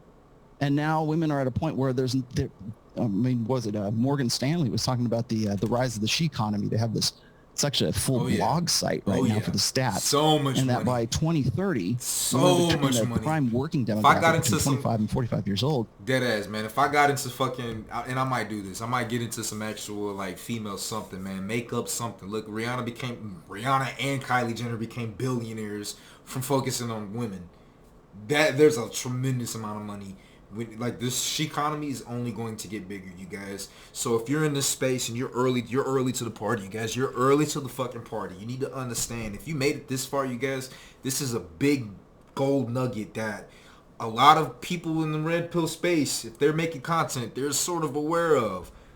They're definitely aware of. We're definitely aware of this shit, man. It's like, because look at Kevin Samuels. The female market is going to increase like a motherfucker. Highly educated, single as fuck. Oh my God. Money, money, money, money. Let's advertise to the women and get your money. Oh, baby. I can smell the dirty ass stench of dollar bills right now. Oh yeah. It smells so good. 45% of them will be single and childless their entire lives because they don't want to get with the average woman. It doesn't want to have anything to do with the average guy. And so I agree with this. The shit that her father ain't telling her. This is some brand new shit because her father ain't gonna tell her this. Well, actually he is kind of says, he said some stuff like this. Yeah, he said this. This is, never mind. This is why she decided to wanted to have the kid and get married at around 20, 21, 22, 23. But she didn't want to stick it out. She couldn't do it because she got famous. So, and that's actually what I want to talk about right here. She can understand it from the perspective of a woman that's highly degreed and that has a high paying job. That, oh yeah, of course, yeah, those women, they don't want to stick with somebody that, has less than them. A dumber man? No, fuck no. So the same situation happened when she was with her fucking husband at the time in 2018. Why would the fuck would I be with a regular man when I'm getting all this clout? I'm getting all this money. I can do shit. You're not the best I can do. And this is exactly what Rollo Tomassi is talking about. This is what we've been talking about, you guys. Like, man, let's go. 100%. The smarter you are, the more professional you are, the more money you've got, everything else. Those are attraction cues for men, not for women. So when men are attracted, they're looking for a woman who is between the ages of, say, like 23 and 25 years old. That's why I peg that as the prime sexual demographic or sexual peak value for women during that period. That's why I pegged that a long time ago. And now, people are suddenly realizing, here we are, a generation later, that's what's happening. So you got your work cut out for you. Add a child to that, and yeah, you're probably going to be part of that demographic I was just mentioning. Well, I guess we'll find out. Yeah. I don't know what the I actually enjoyed that response. Well, I guess we're going to find out.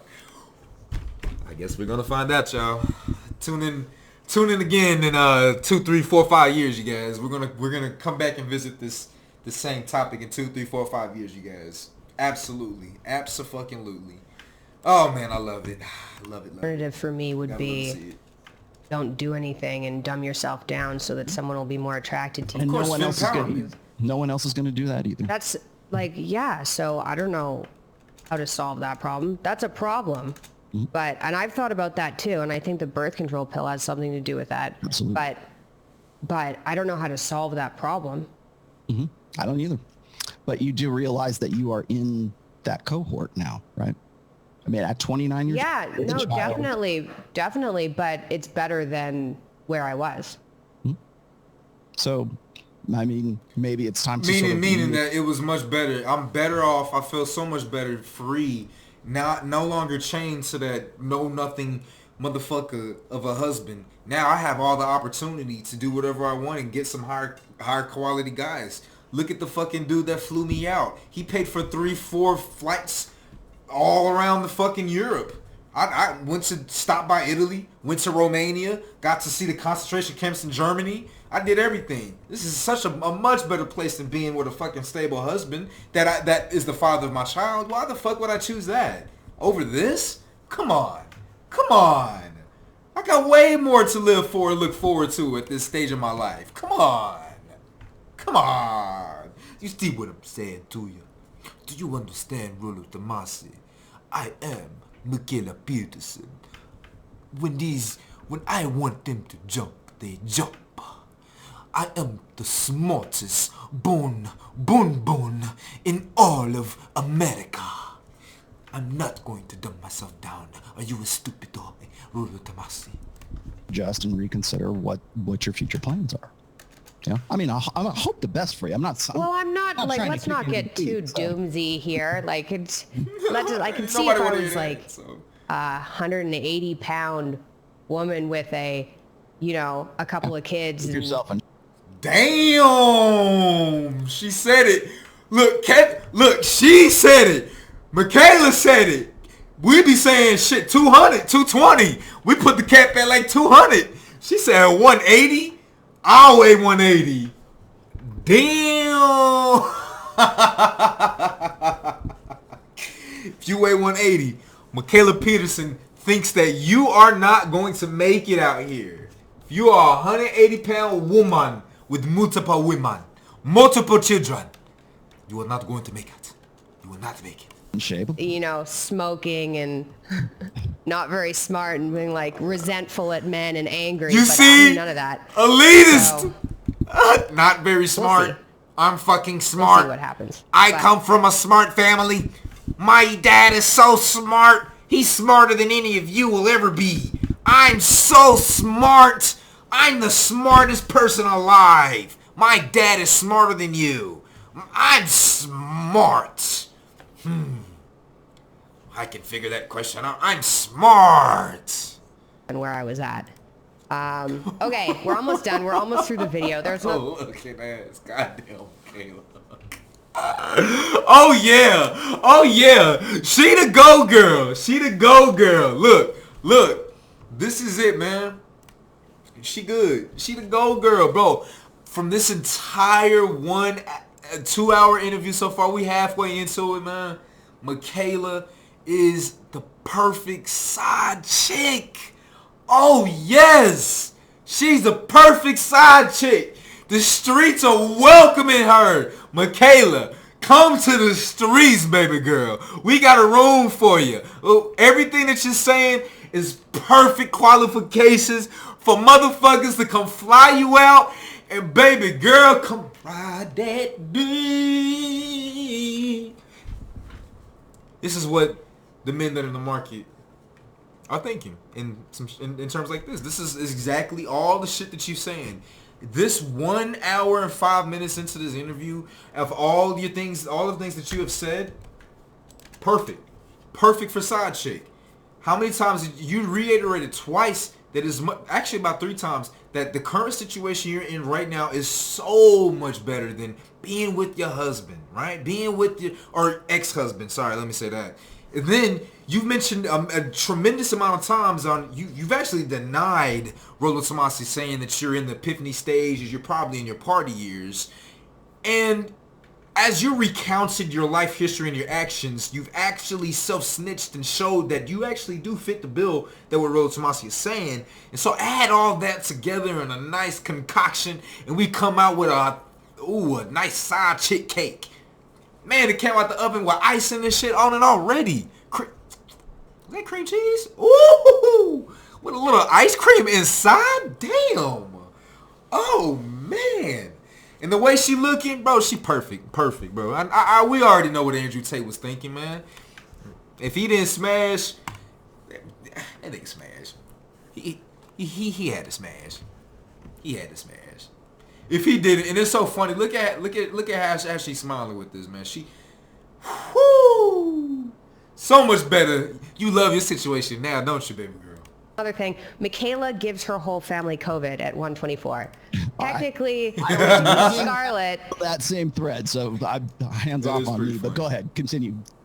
Peterson finished his treatment in Russia. They went to Florida and eventually ended up in Serbia, where Mikhaila gave her entire family COVID, hospitalizing Jordan yet again. Okay, okay, that stupid tweet. Anyway, yeah, no, that's not what happened. Scarlett was at playgrounds. She brought it home. We all quarantined. We quarantined for, actually, all of Serbia went into quarantine at the same time because the president at the time had been like, COVID doesn't exist here. The election is upcoming. He opened everything opened.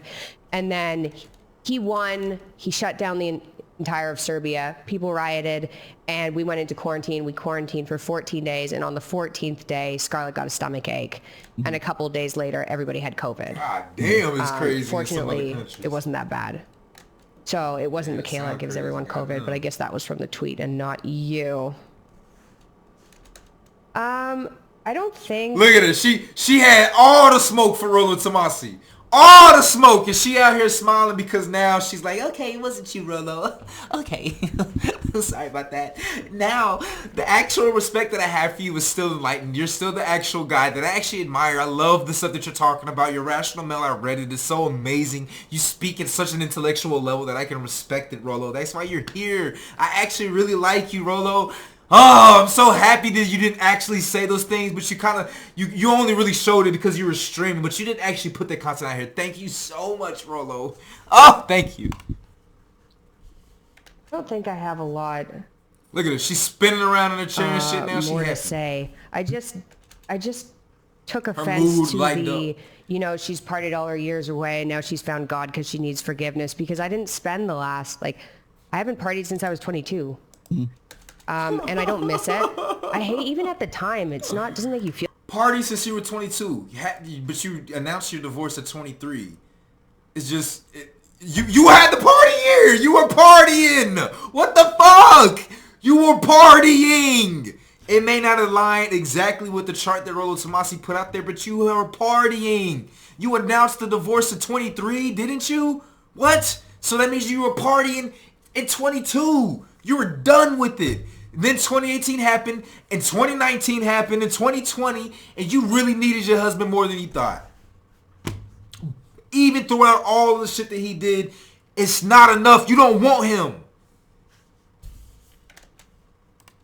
It's like, yeah, being drunk is fun, but, you know, it's not good, like, waking up early, accomplishing a whole bunch, and sleeping, getting your sleep schedule straight.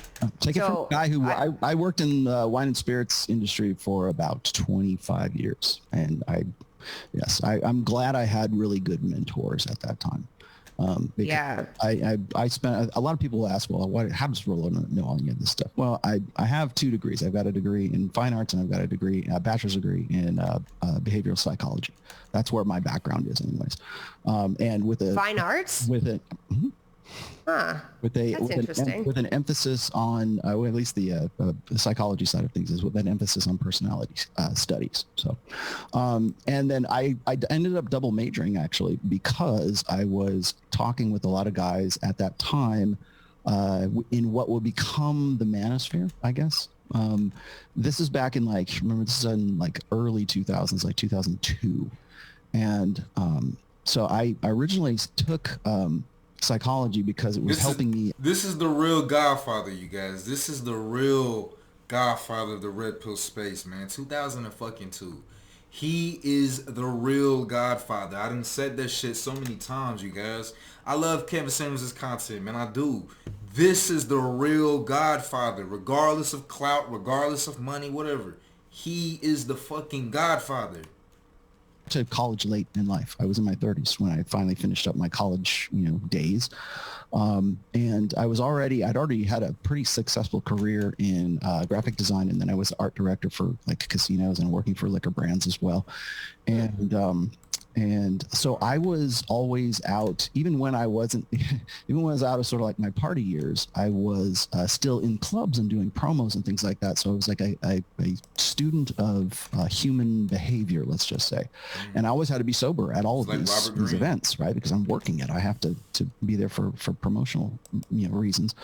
And so I'm there and I just, I take mental notes, and then I would take them back and I would either blog about them or I'd write about them on the SoSwap forums, and we would have long discussions over the course of almost like 10 years. Now, this is back in the days when the seduction community, like Mystery and Neil Strauss and The Game and all that other stuff was going on. Now, I wasn't involved in that because a lot of people think that I'm like a dating coach or a relationship expert or something. I know, but I had a keen interest in what they were talking about because it was relating with what I was studying in college at the time. So I was in the clubs, I was watching this happen, and I was dragging. Really good book, by the way, you guys. I haven't even finished the Game yet by Neil Strauss, but the seduction community is the proto red pill. It's the beginning, the genesis of the fucking red pill, you guys. Like, the seduction community created what is the modern red pill that you guys see and hear on YouTube right now, man. The stories are absolutely fan-fucking-tastic, you guys. It's amazing. It's crazy. These men went on fucking sex tours because they were so good at what they did. Because they exemplified and expressed this red pill to the extreme, you guys. And they just went and slayed pussy everywhere they fucking went. Craziness. I was sort of like Diane Fossey, Gorillas in the Mist, like watching what the humans are doing and writing this down and and then reporting it back to the forums that I was participating in at that time. I actually said this. This is perfect. It makes so much more sense now as to why the structure, the way that Rollo Tomassi expresses his and articulates his thoughts. It's such in a way, like I said before, of a fucking scientist, biologist in the Amazon rainforest studying the fucking life behaviors of a fucking monkey in the fucking trees or some shit, you guys. Like, spending months, if not years, and in this case, Rollo Tomassi spent years in the actual clubbing, advertisement, liquor, wine industry, which is where most of the sex happens and shit like that, you guys. It makes sense. It makes sense as to why he's excellent at what he's talking about and how he's put together. He's the perfect person for this. He is the perfect. His life has led up to him creating the Rational Male perfectly. Perfect. It fit. Kind of like Robert Greene creating the 48 Laws of Power, you guys. Perfect. And so I have a very keen interest in evolutionary psychology. If I was to be starstruck by anyone, I'm sorry, it wouldn't be your dad. It would be Godsod. Godsod would be the one that I would be like, I would be like almost nervous to have on my show because I really like his work. And then, I read your dad. I read Dr. Steven Pinker, Steve Stewart Williams. Rob Henderson's a really good follow of mine. I really like Rob Henderson. Yeah, Rob's really kind of coming into his own. But I think one of the frustrating things for a lot of guys, maybe your dad included, is when you become like a clinical psychologist right now, you can't help but get into what we're doing right now, which is what I've called the hustle economy. We have to get into YouTube. You have to have a presence on social media. You have to, and you're already doing, I know you know this because you're already handling your dad's sort of, PR, I guess, in that respect. But when you got a guy who, like Steve Stewart Williams or Godsod or these guys, or even Dr. David Buss, these are guys who have put a lot of time of work into this stuff. Yeah. And now they're having to sort of join this. Yeah. This hustle. I call it the hustle economy. Like the Tates are definitely in the hustle economy. I am. And it doesn't necessarily have to be like relationship coaches or anything like that. It can be like fitness. It can be money. It can be, real estate, whatever it is, or religion for that matter. Like most churches, like certainly in America anyways, evangelical churches and stuff have to have a blog. They have to have, got to live stream your services and things like that. It's all part of that same economy. Yet when you're a clinical psychologist and you've gone to school for, 8, 12 years, something like that, and now you're competing online with other guys who have that same kind of brand of me, then that can be kind of, it'll rattle your cage especially if you're old school, if you're like 20th century thinker, right? And you got your degree, say like in the 90s or the 80s even, and now you're kind of thrust into, the 21st century in 2021, and you're having to be another voice amongst and those voices are actually quoting you, but they're still, they're outperforming. Better at it. Like, it's kind of tough for them.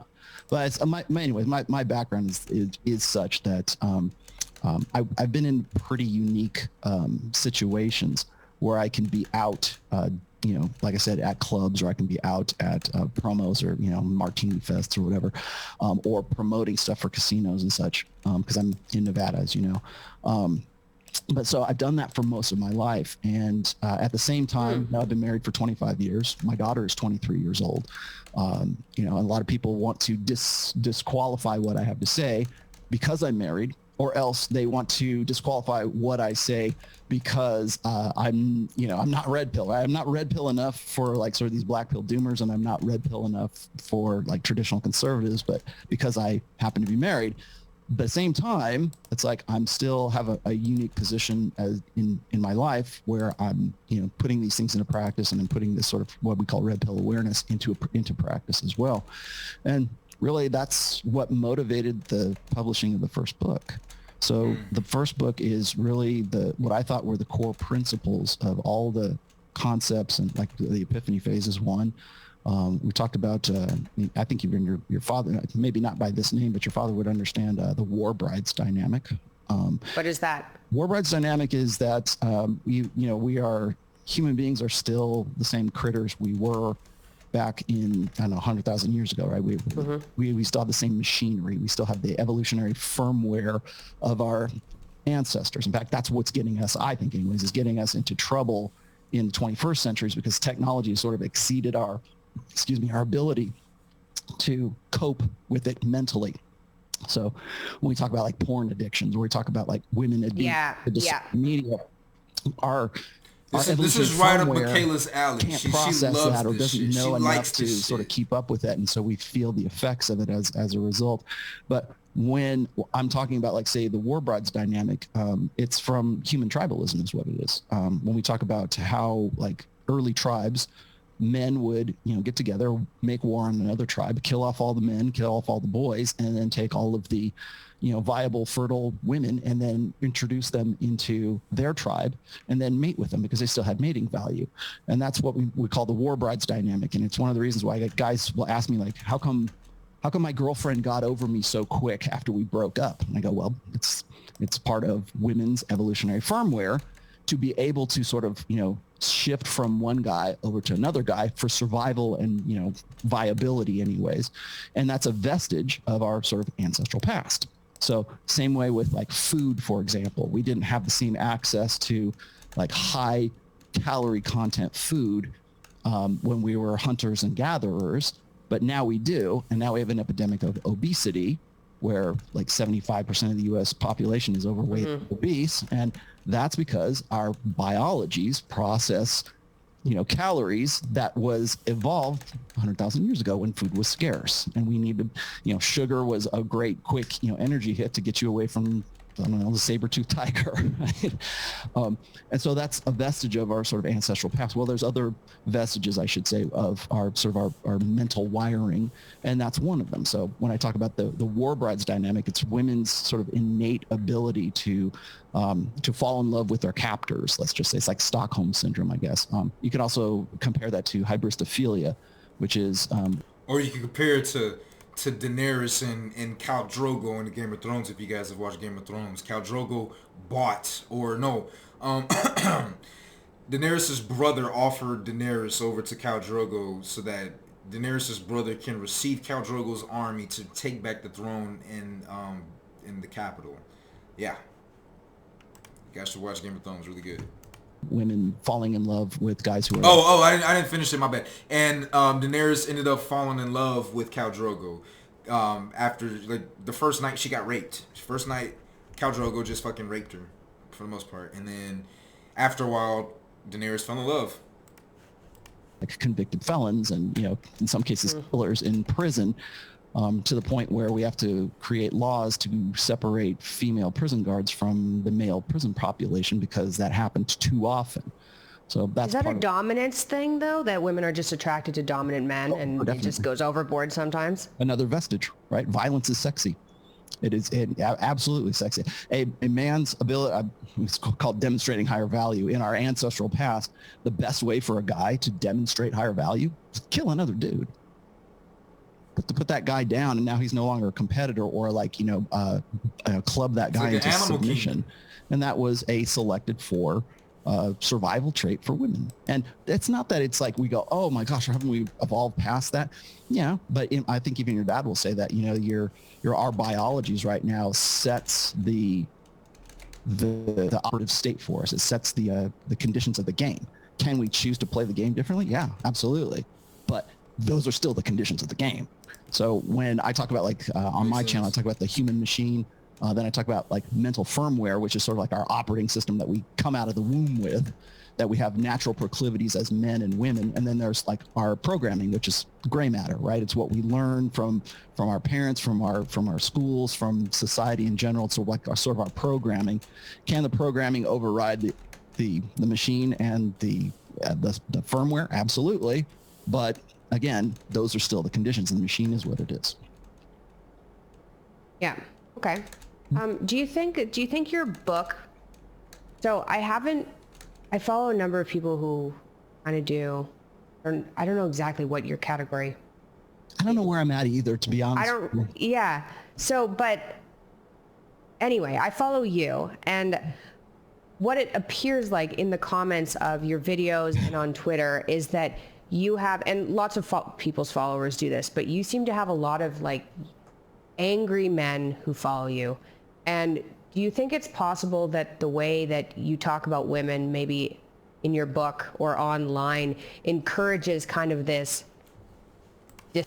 It's a great question, but this goes back to the same question that one author or that one woman gave to your fucking father, Mikhaila.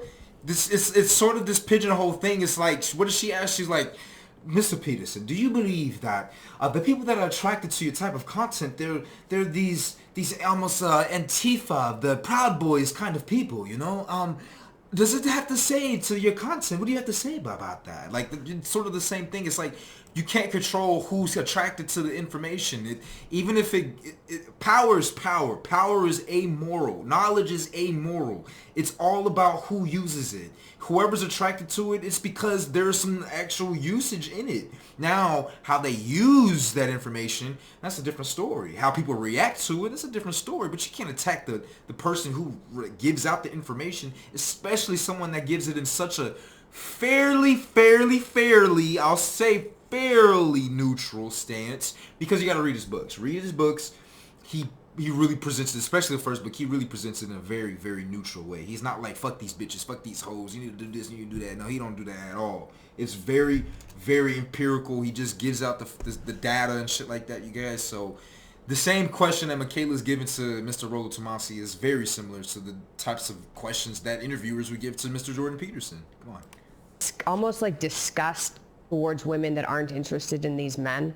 I have fielded this question so many times, I can't even remember how many times I have. In fact, I just did a video on exactly this topic last Wednesday. There's a very notorious, but a very notorious, I guess, vlogger now, whose name is Stardust. He also has a channel, I think it's called Thinking Ape, and he was proposing the same question. He was saying that, don't you think that all these guys, like the red pill's poisoned, and there's guys shouldn't be aware of this stuff because it leads them down a dark path, right? It makes them nihilistic, it makes them hopeless, it makes them despondent, and it can. And how guys such as myself or whoever who are I try to present what I talk about in a. I don't want to say the weak men, but at the end of the day, you have to answer the call. This information is powerful. He just said it himself. This information is absolutely powerful, and the reason why it can make men nihilistic is because they can see so many examples in their past life and all of their experiences that make what is being said by Mr. Rollo Tomassi and the Rational Male in the Red Pill space makes it true.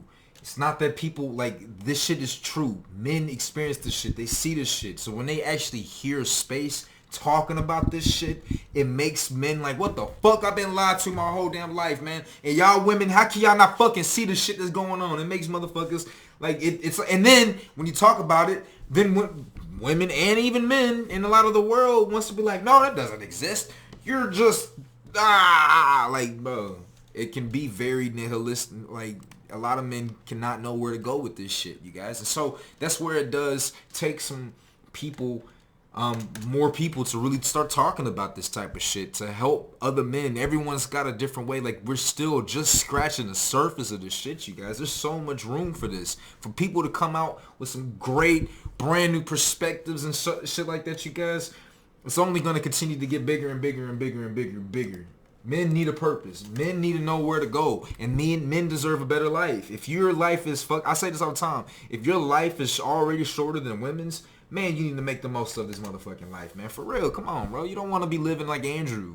You know, and ain't nothing wrong with that. If that's what you choose to do, you choose to do that. Just know that you have options in this life. There are options. The same way fucking Mikhaila Peterson decided to recognize she had options and divorce her husband or ex-husband at the time. You have options too, you guys. You don't have to do the same thing. So you just remember that. Neutral and as objective a way as like nuts and bolts as I can. I don't do judgment calls on my show. Okay.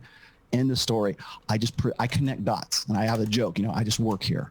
I show you the thing. But here, wait.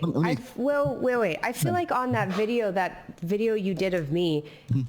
In the middle, there was a whole bunch of judgment. It's like, oh, we're not allowed to judge women, you know. No, we are. Like there was some men are not allowed to judge women. How was that a judgment, shorty? Trying to optimize that, and I wasn't really focused on a long-term relationship because I was 23 and I was focused on other things. And I was like, you know what? I have time to figure that out later. Like, I'll figure that out by the time I'm maybe 26 or 27 or 28 even.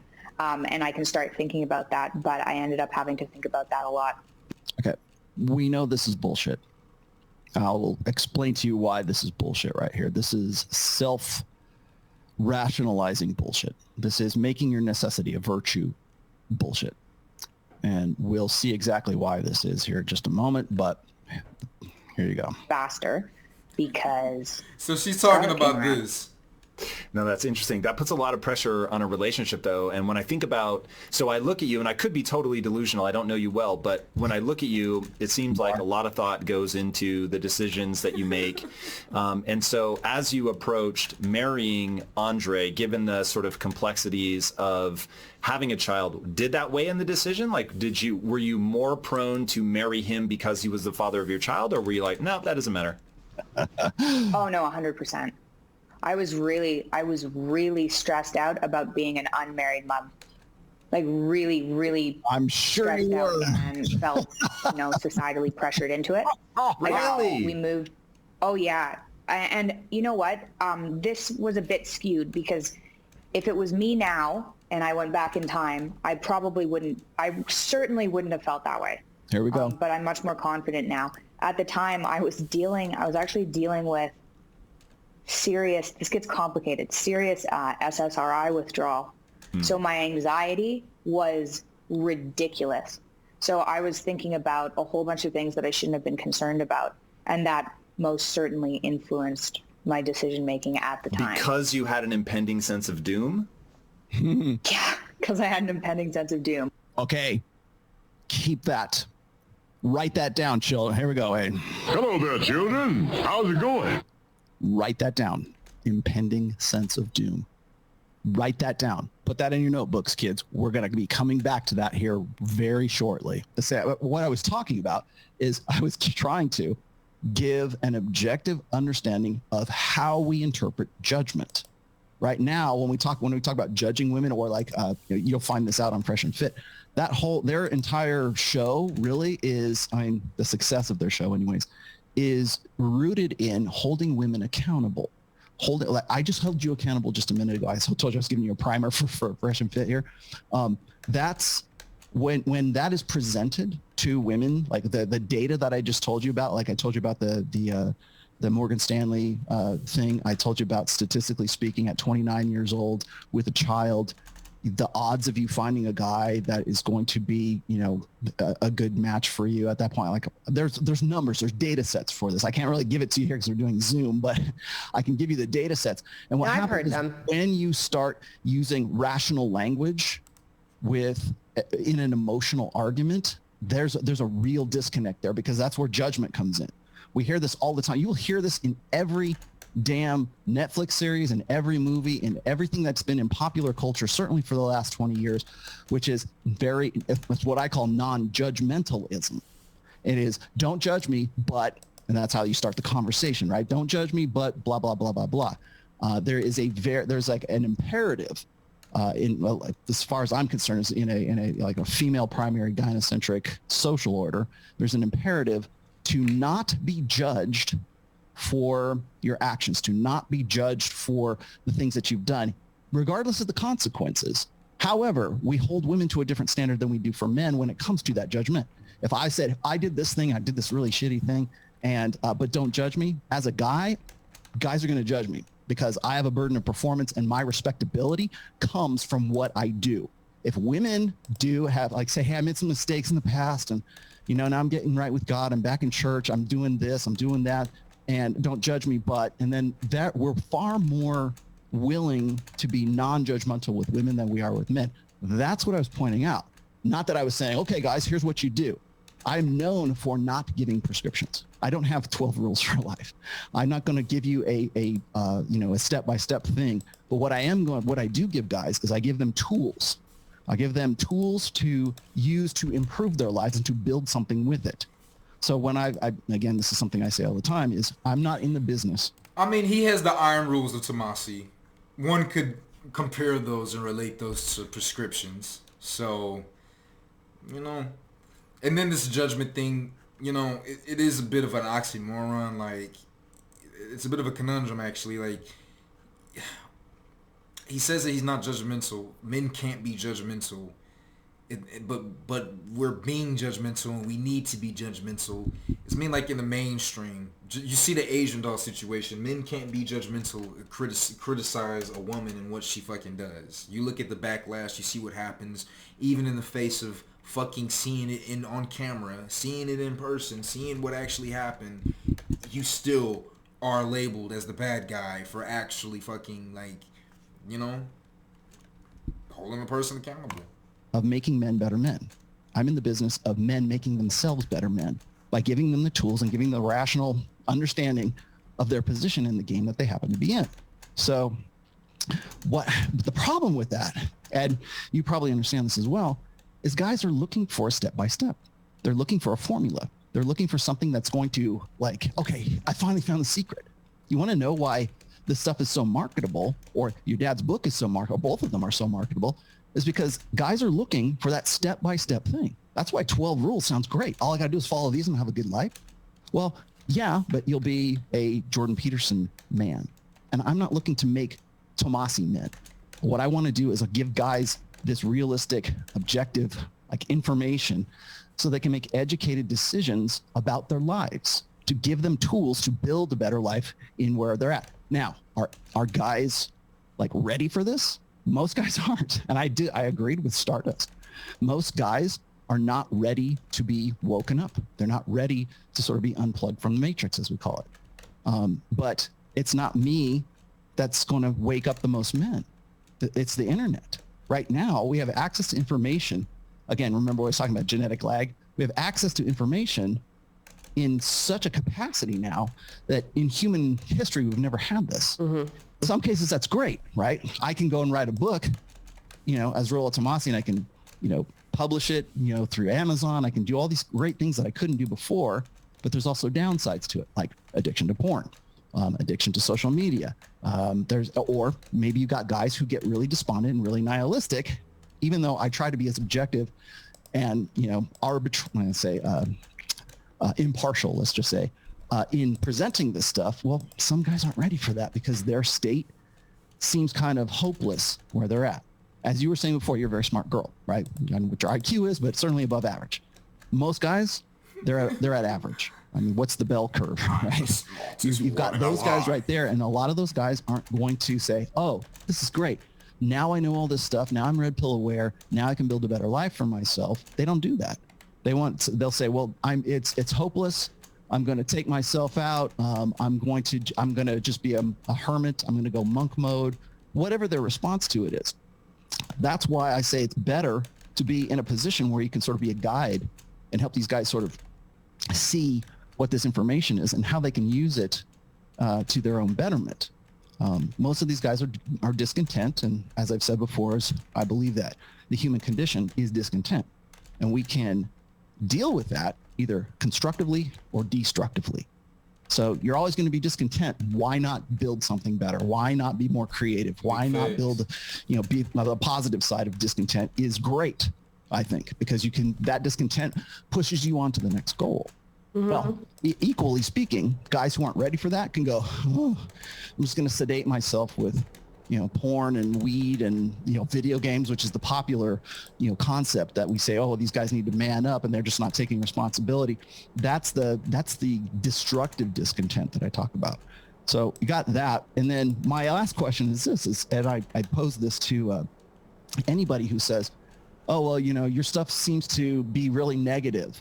Well, it's only negative in the terms that you think that it would benefit, like, say, yourself or benefit women, or it seems very negative towards women because we have, for the longest time, promoted the interests of women. It's what I call the fempowerment narrative. We've given them Title IX. We've given them, no-fault divorce. It's like if you look at from, say, like the advent of hormonal birth control, the sexual revolution, and you look at all this, we put women in the workplace, and now we got, women who are professionals, who have babies, who, have got an education, and they can't find a man.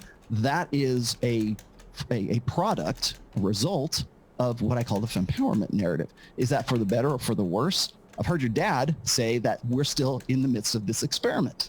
And that's where we're at. The experiment was, okay, here's hormonal birth control.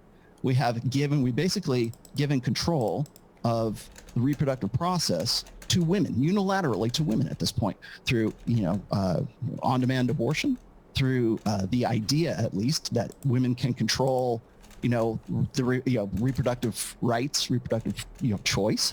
We do all that. And so now here we are in 2021, and we have the products of that. But we don't want to look back and say what led up to this. We don't want to look back at the history and say how do we get those numbers? How do we get those spikes in divorce, and how do we get the decline of marriage right now? Marriage is at its lowest ebb since they started keeping numbers back in 1890. And so why is that? Well, we want to say, well, it's men and they're not taking responsibility. No, it's a combination of all kinds of things that have cascaded into where we're at right now. So the basic question is this, and most people are going to have to answer this, whether they're red pill, whether they hear it from me or you or anybody else, is would you rather be happy or would you rather be right? Because you can stick your head in the sand. You can all say, you know what, I'm going to log off. I'm going to have a great day out on the slopes because it just snowed. I'm going to take my snowmobile out. I'm not going to think about jack shit.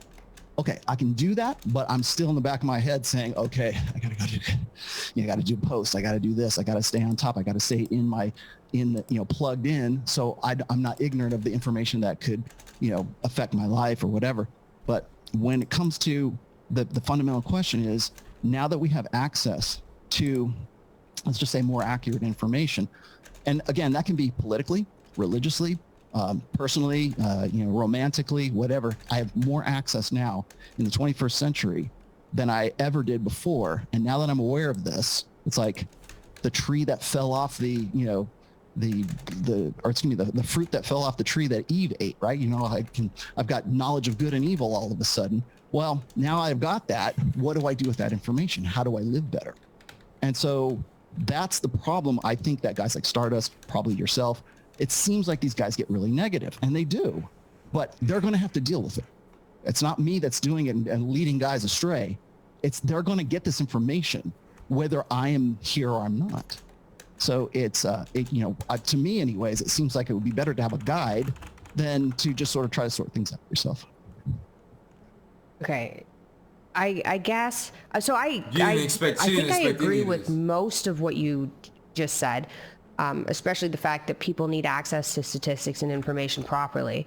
I guess the way I come at it is, so birth control, for instance, most women, and they're not generally aware of this, most women, they start taking the pill, they get massively depressed and like mentally ill, to be completely honest. And so that hasn't been advantageous for women either. In fact, if they're the ones on it, they're the ones that can be crazy. And that is a side effect that hits most people. But most people start it so young that they don't know that it's happening to them. That's awful. And people should be aware of that information before going on the pill. They should be aware of the fact that their sexual preferences change while they're on the pill. Like, this information should be spread around like what you're doing. But I don't think 100% agree.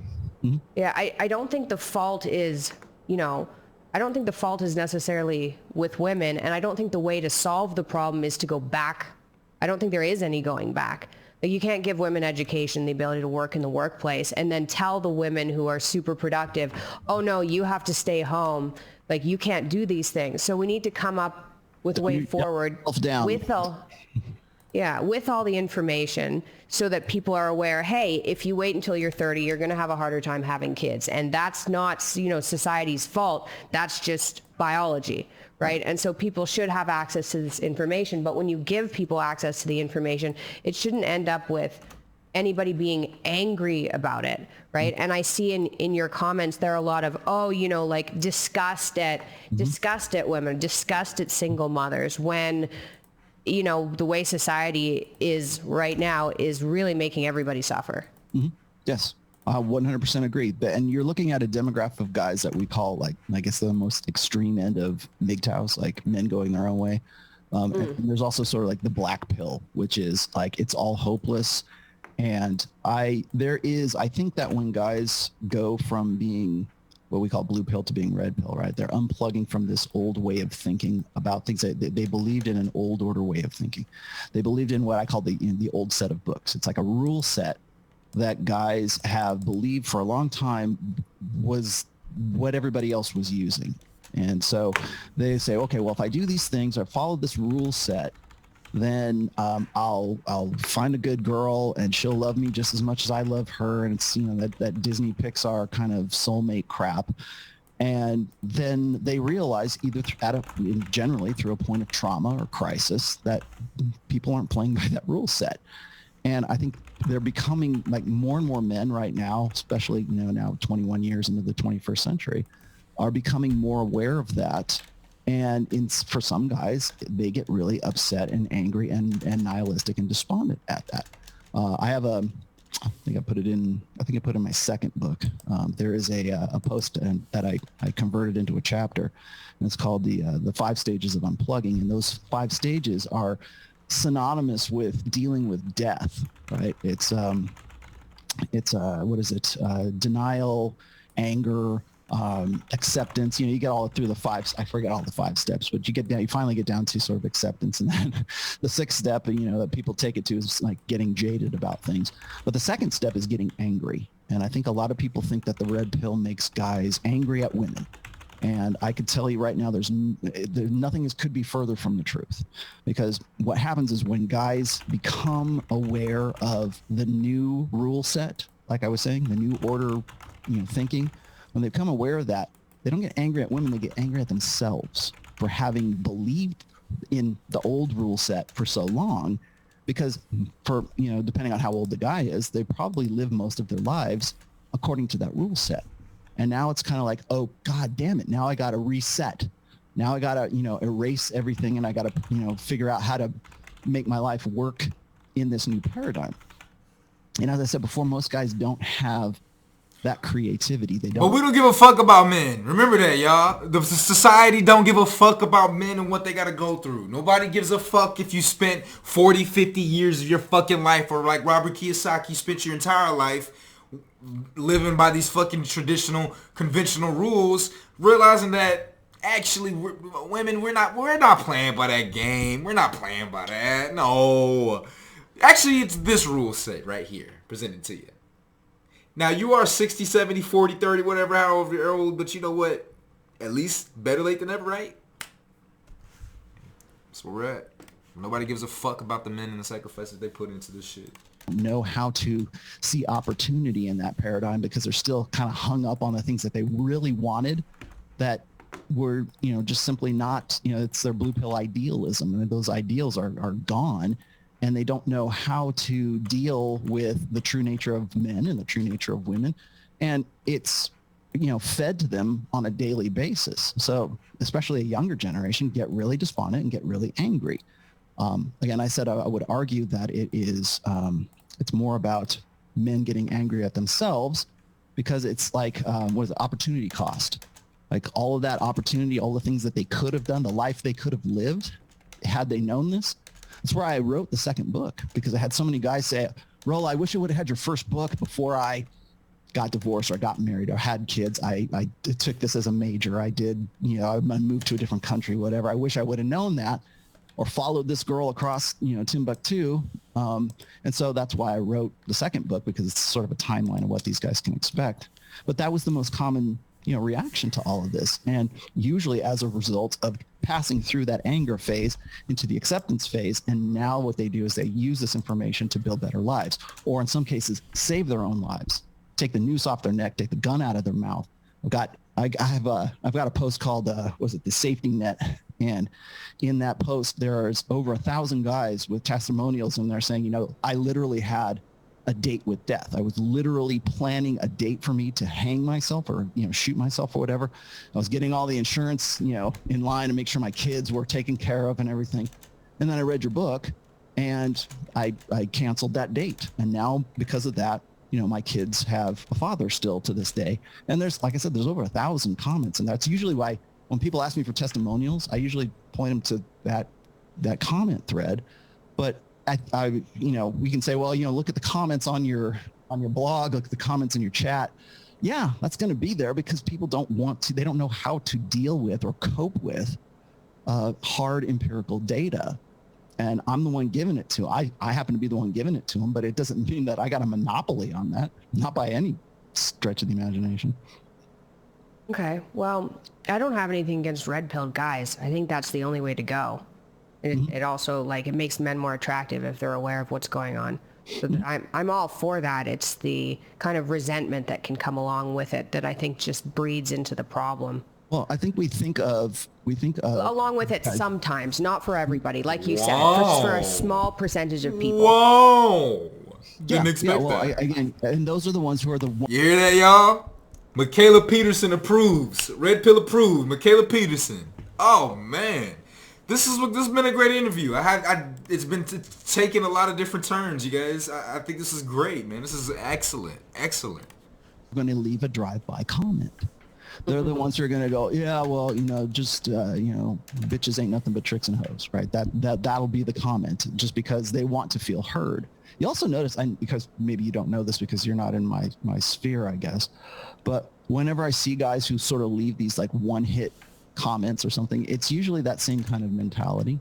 It's guys who just, they don't even, I mean, literally, I've done YouTube Shorts. I'm sure you know what YouTube Shorts are. Yeah. Like 59-second videos. And usually what I do is I clip them out of other videos because I think they're, they're pithy and whatever. I put them up. When I stopped doing those, by the way. But when I started doing those, I thought they were, be little bite-sized info bites for these guys. And what I was finding is that people who were commenting on those, and they, the viewership was fantastic on those. Mm-hmm. What I found was that you could clearly tell by the guy's comment that they didn't even watch a 59-second video. They just saw the title and they saw maybe the first 2 or 3 comments, and they're like, yeah, man, bitches ain't nothing but tricks and hoes. Bye. And they won't spend the time to watch a YouTube short, but they will spend the time, probably longer time, to type out a comment because they think that they know what I'm talking about by the thumbnail or the title of the video. They look at the first 3 comments and then they go and chime in as well. That's the mentality. It's what I call the TLDR generation. It's like this generation of men and women who have ADHD, at least because of social media. They don't stop to think about things. They don't take any time to watch even a 59-second video.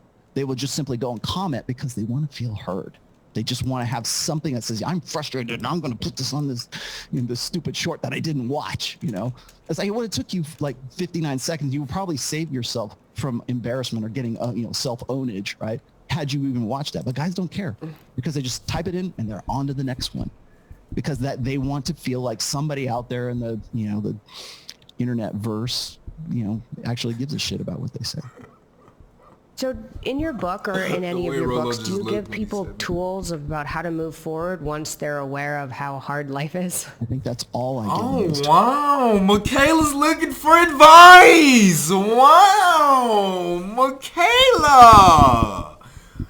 Wow. All within the span of 2 hours. You guys, I told you. Your brother is right once again. She respected Rollo. She liked Rollo. She really likes Rollo. Rollo reminds her of her dad. And I had very, very similar vibes. I was like, oh my God, when I first read Rational Male and then I heard Jordan Peterson, I was like, these motherfuckers kind of go hand in hand. This is perfect. Like, Rollo Tomassi and his teachings remind Mikhaila of her fucking dad. She loves it. Now she's not so much in the defensive. She's open. She's a fucking butterfly at this point, man. She's open. Bro, I knew it. I knew she liked Rollo Tomassi. But she felt like, man, we got smoke. I can't believe he's saying all this shit about me. Damn it.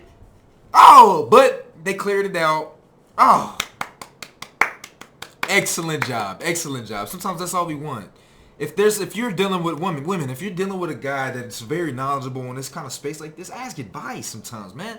You might get a different fucking perspective that might make you think differently sometimes. Instead of just being so quick to dismiss it, just take the time to listen. And then do what Michaela's doing and ask a fucking question. I say that shit all the time. Women, just ask fucking questions. Goddamn. Just ask questions. How they interpret that is different. I don't say, here's how you do these things. I don't do prescriptions. I don't say, here's the one size fits all. Here's the rules. Like people love this because I have in my first book, I've got the 9 iron rules of Tomassi. And that's what most of my critics and the people who love me to death fixate on, because they think of them as being sort of like a step-by-step guide or some sort of like, here's it's like the 10 Commandments, right? And I thinking backwards, I probably wouldn't have named them the 9 iron rules of Tomassi now had I had to do it all over again. But though I thought they were, sort of universal kind of things for guys to think about. But then I get in trouble for them because, again, people only, if they know of those 9 iron rules, they tend to always misinterpret them, or they interpret them in such a way that they can straw man me and say, oh, this is what he really meant. I don't have a guide to the universe, right? And I think anybody who's claiming that they do is selling you something. Now, I am an author now, and so do I sell books? Yes, I do. However, I also sell information. And how guys take that information and use that to their own benefit is really kind of up to the individual. The reason why I back off from prescriptions is because I don't presume to say that everything that's worked out for me will also work out for you. I can't tell somebody, like I'm 53 years old. I can't tell some kid who is, 25 years old in South Africa or Nepal or Japan or whatever, that here's what's going to work for you. It's a universal truth. You just do this and you'll have a good time, or you'll be set. I'm not going to do that because I don't know what the context of their lives are. I can only give them like sort of the generalities, I guess. Like, here is women's nature. Here is men's nature. Here is the nature of the game that you are in.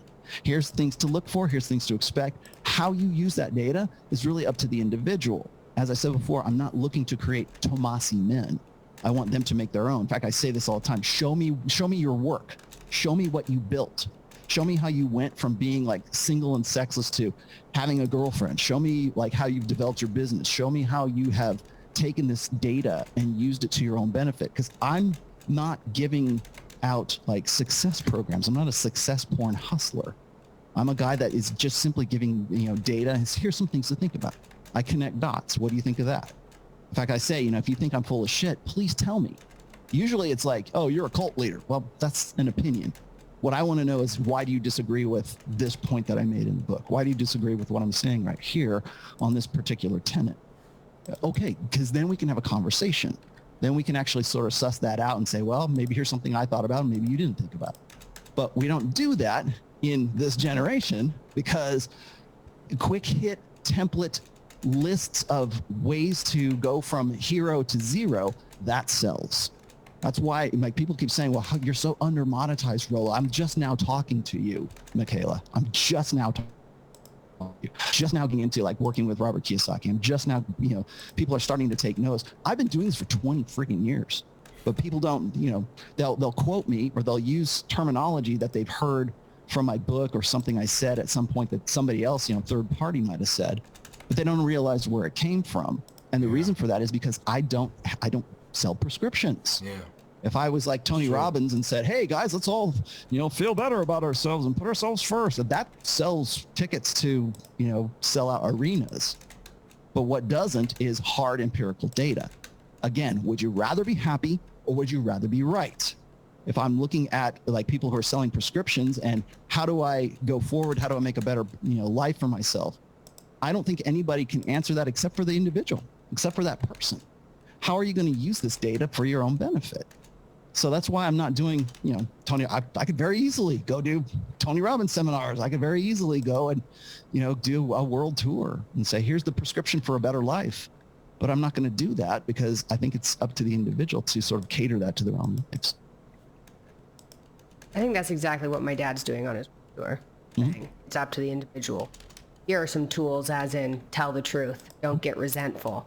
Mm-hmm. But I think that maybe might be an overlap with what you're saying.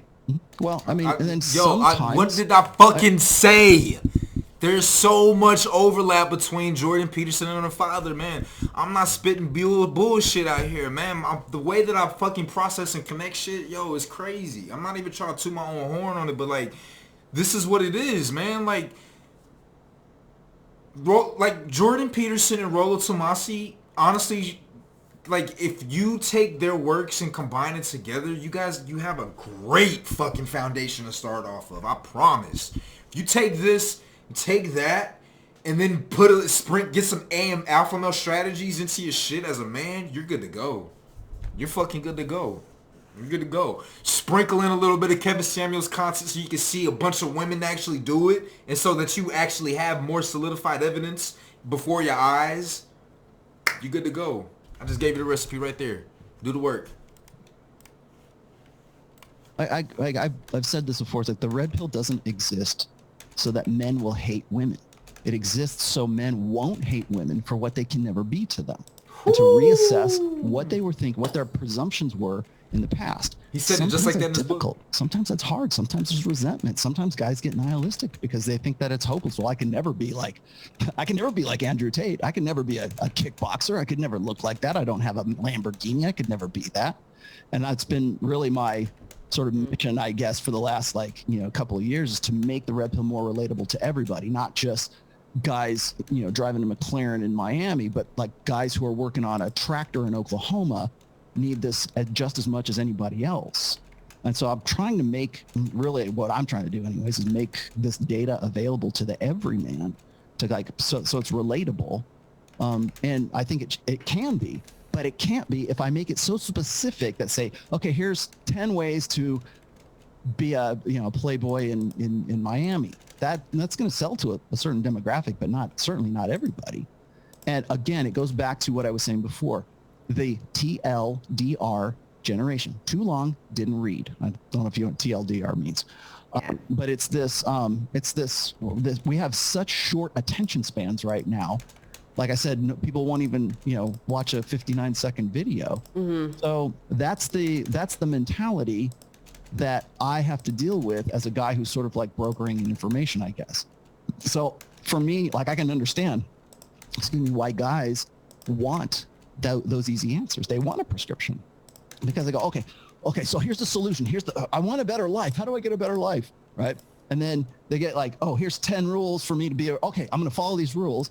And they get down to the 10th rule and they go, okay, or whether or not they even get to the 10th rule is kind of like in question, because after they get to like rule number 3, they're like, throw this away and find something else because the attention span's not there. It's TLDR. So does it actually do something? Well, maybe it did, maybe it didn't, maybe it improves their lives, maybe it didn't. You're going to hear the success stories, but what you're not going to hear is the guys who just read the first three rules and threw it out the window, or like, self-help books, or, that's the number one, by the way, that's the number one genre of books for psychology is self-help. But why is that bad? I'm saying it's bad. It's the desire to want to improve your life. It's not bad. That's how you're going about it. Some people do it through religion. Some people do it through psychology. Some people just do it through like perseverance, like Jocko Willink, right? I mean, just get up at 4:30 in the morning and go to get in the squat rack, which I think is probably a pretty good idea. But what's your therapy? What's your meditation? What's your program? Maybe it's making a shit ton of money in crypto. You know, maybe that's where you're, where you would thrive, I guess. But my point is this, is that even like having discussions of like, well, what about positivity and what about giving these guys a program? Well, I mean, I could do that. I try to be. Positivity, though, that doesn't ever work for anyone, I don't think. Well, again, would you rather be happy or would you rather be right? And most people choose right now because they can't choose anything else, because they're always plugged into social media. They're always plugged into this, this new database, and they can't escape what they used to. I mean, some guys do, right? I mean, there's still guys who play World of Warcraft and live in their sort of like escapisms. There's guys who get addicted to porn and that's their escapism, or alcohol, prescription drugs, whatever you name the escape. Guys still get stuck in that because they give up as a result of too much reality. Human beings can't handle too much reality. And so again, would you rather be happy or would you rather be right? Is ignorance bliss or is it not? And that, no matter whether it's in your relationships or in your, your finances or your family or whatever else, that's a question that every human being on planet Earth is going to have to answer pretty soon. When we look at when you look at COVID, the COVID response right now, I can't believe I'm going to talk about this. When we talk about like the COVID response and just how the hysteria that has sort of come in the wake of it right now, that you're looking at an emotional response versus rational data. It's exactly what I'm talking about here, just in a different theater, just in a different arena. So we have data, we have the answers, we have everything. We see this every day. People go, oh, you're an anti-vaxxer, and they want to turn it into sort of this emotional appeal, and they want us versus them, and they want to have a two-tiered society, and let's go put people in COVID concentration camps. And it's like to the point where, like, at what point you go, like, you know what, that's kind of what those guys in 1938 in Germany did. That doesn't even occur because they're so invested in the emotional appeal. Like, I want to be happy. And then the other people who are anti-vax or who are like, hey, I'm not going to, like, for me, example, I'm not going to take the vaccine because I read the data and I see what's going on. And to me, making an empirical, reasonable, rational decision is like, I don't have anything to do with that. It looks to me like it's a, genetically modified or a genetically engineered vaccine for a genetically engineered virus. So when I look at that and I see the data and I know what, a rudimentary understanding of like what CRISPR is, I look at that and I go, no, not going to do it. Don't care. And it's not a religious reason. And it's not, I don't want any religious exemption. It's not because I'm like, better than anybody else. I'm just making a rational, reasonable decision for myself. While at the same time, people want to like firebomb my house because they think I'm an anti-vaxxer because that's their emotional response to my rational, reasonable response. And that's just one arena. Now put that into politics, put that into religion, put that into your personal relationships when you're trying to reproduce and, have a good life with a wife and a kid. So you're going to have to answer that fundamental question. Would you rather be right or would you rather be happy? And right now, I think we're getting to the point where nobody can be happy because we have such access to data that it preoccupies us all the time with our very short attention spans. Yes, I agree. I think that I can understand where you're coming from not being impressed with a prescription for people to improve their lives, but I think some of the fundamental ways of living, even some of the stuff the Bible teaches you, fundamental ways to organize your life can help people. So I think what my dad's trying to do with his book isn't, hey, follow these 10 easy steps. I don't think any of the steps are easy. Like, try telling the truth all the time. I think what's funny about your dad's work is that it used to be common sense. It used to be something that was, like, why do I need, like, what do I need to read this for? This is just like, who doesn't know this, right? Well, a lot of people don't know this, a lot of people. And I think that's that's part of the appeal of guys who just have like this nuts and bolts, salt of the earth take on things. Now, the other thing is this: the reason I wrote the fourth book on religion is exactly that. I'm not saying that like people come at me and they go, are you shitting on religion? Like, are you shitting on Christianity or Islam or Judaism or what? I'm like, no, I'm not. I say, oh, so then it's so you're shitting on atheism? No, I'm not. I'm analyzing this. I'm an analyst. I'm not proselytizing for anything. I mentioned that in the very beginning of the introduction of the book. I said, if you are an atheist thinking that this is going to validate your views, you are in for a big disappointment. And I said, if you are a Christian, Muslim, Jew, Hindu, whatever, Krishna, Sikh, whatever, and you think that this is going to validate your views, you're also going to be very disappointed, because this is not to say, oh, well, this religion is red pill and this one is not. That's not what I did. All I did was analyze current trends. I analyzed religions from a red pill perspective.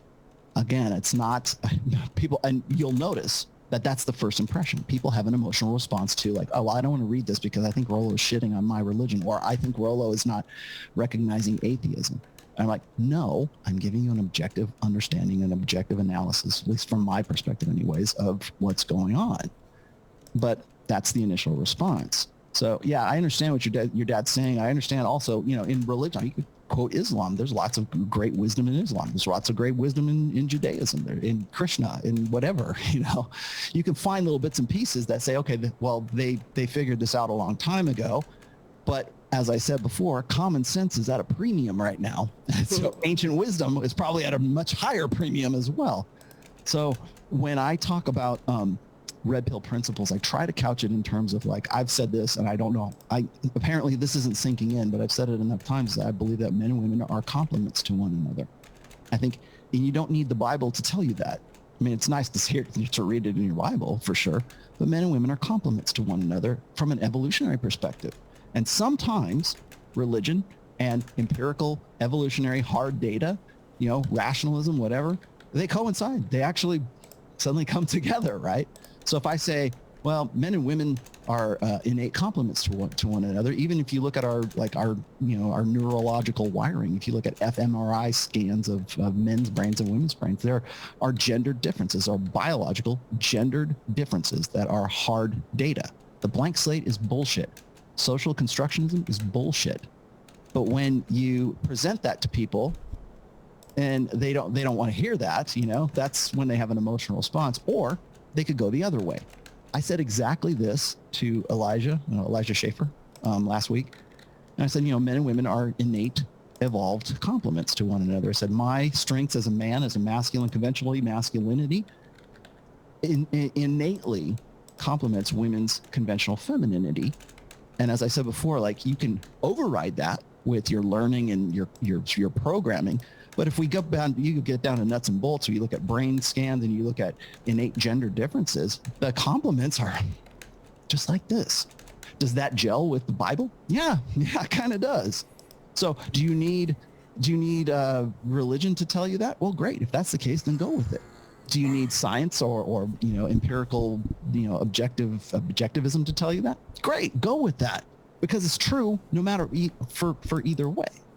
So I said this at the very end of that book, and I'll leave you with this. Is there's this little cartoon, and it was this guy who I forget the name of who the cartoonist was, but it's this guy who looks like he's like from like kung fu, like he's like trying to find the guru master at the top of the mountain kind of thing, so he can learn how to like throw a punch or be uses martial arts or something like that.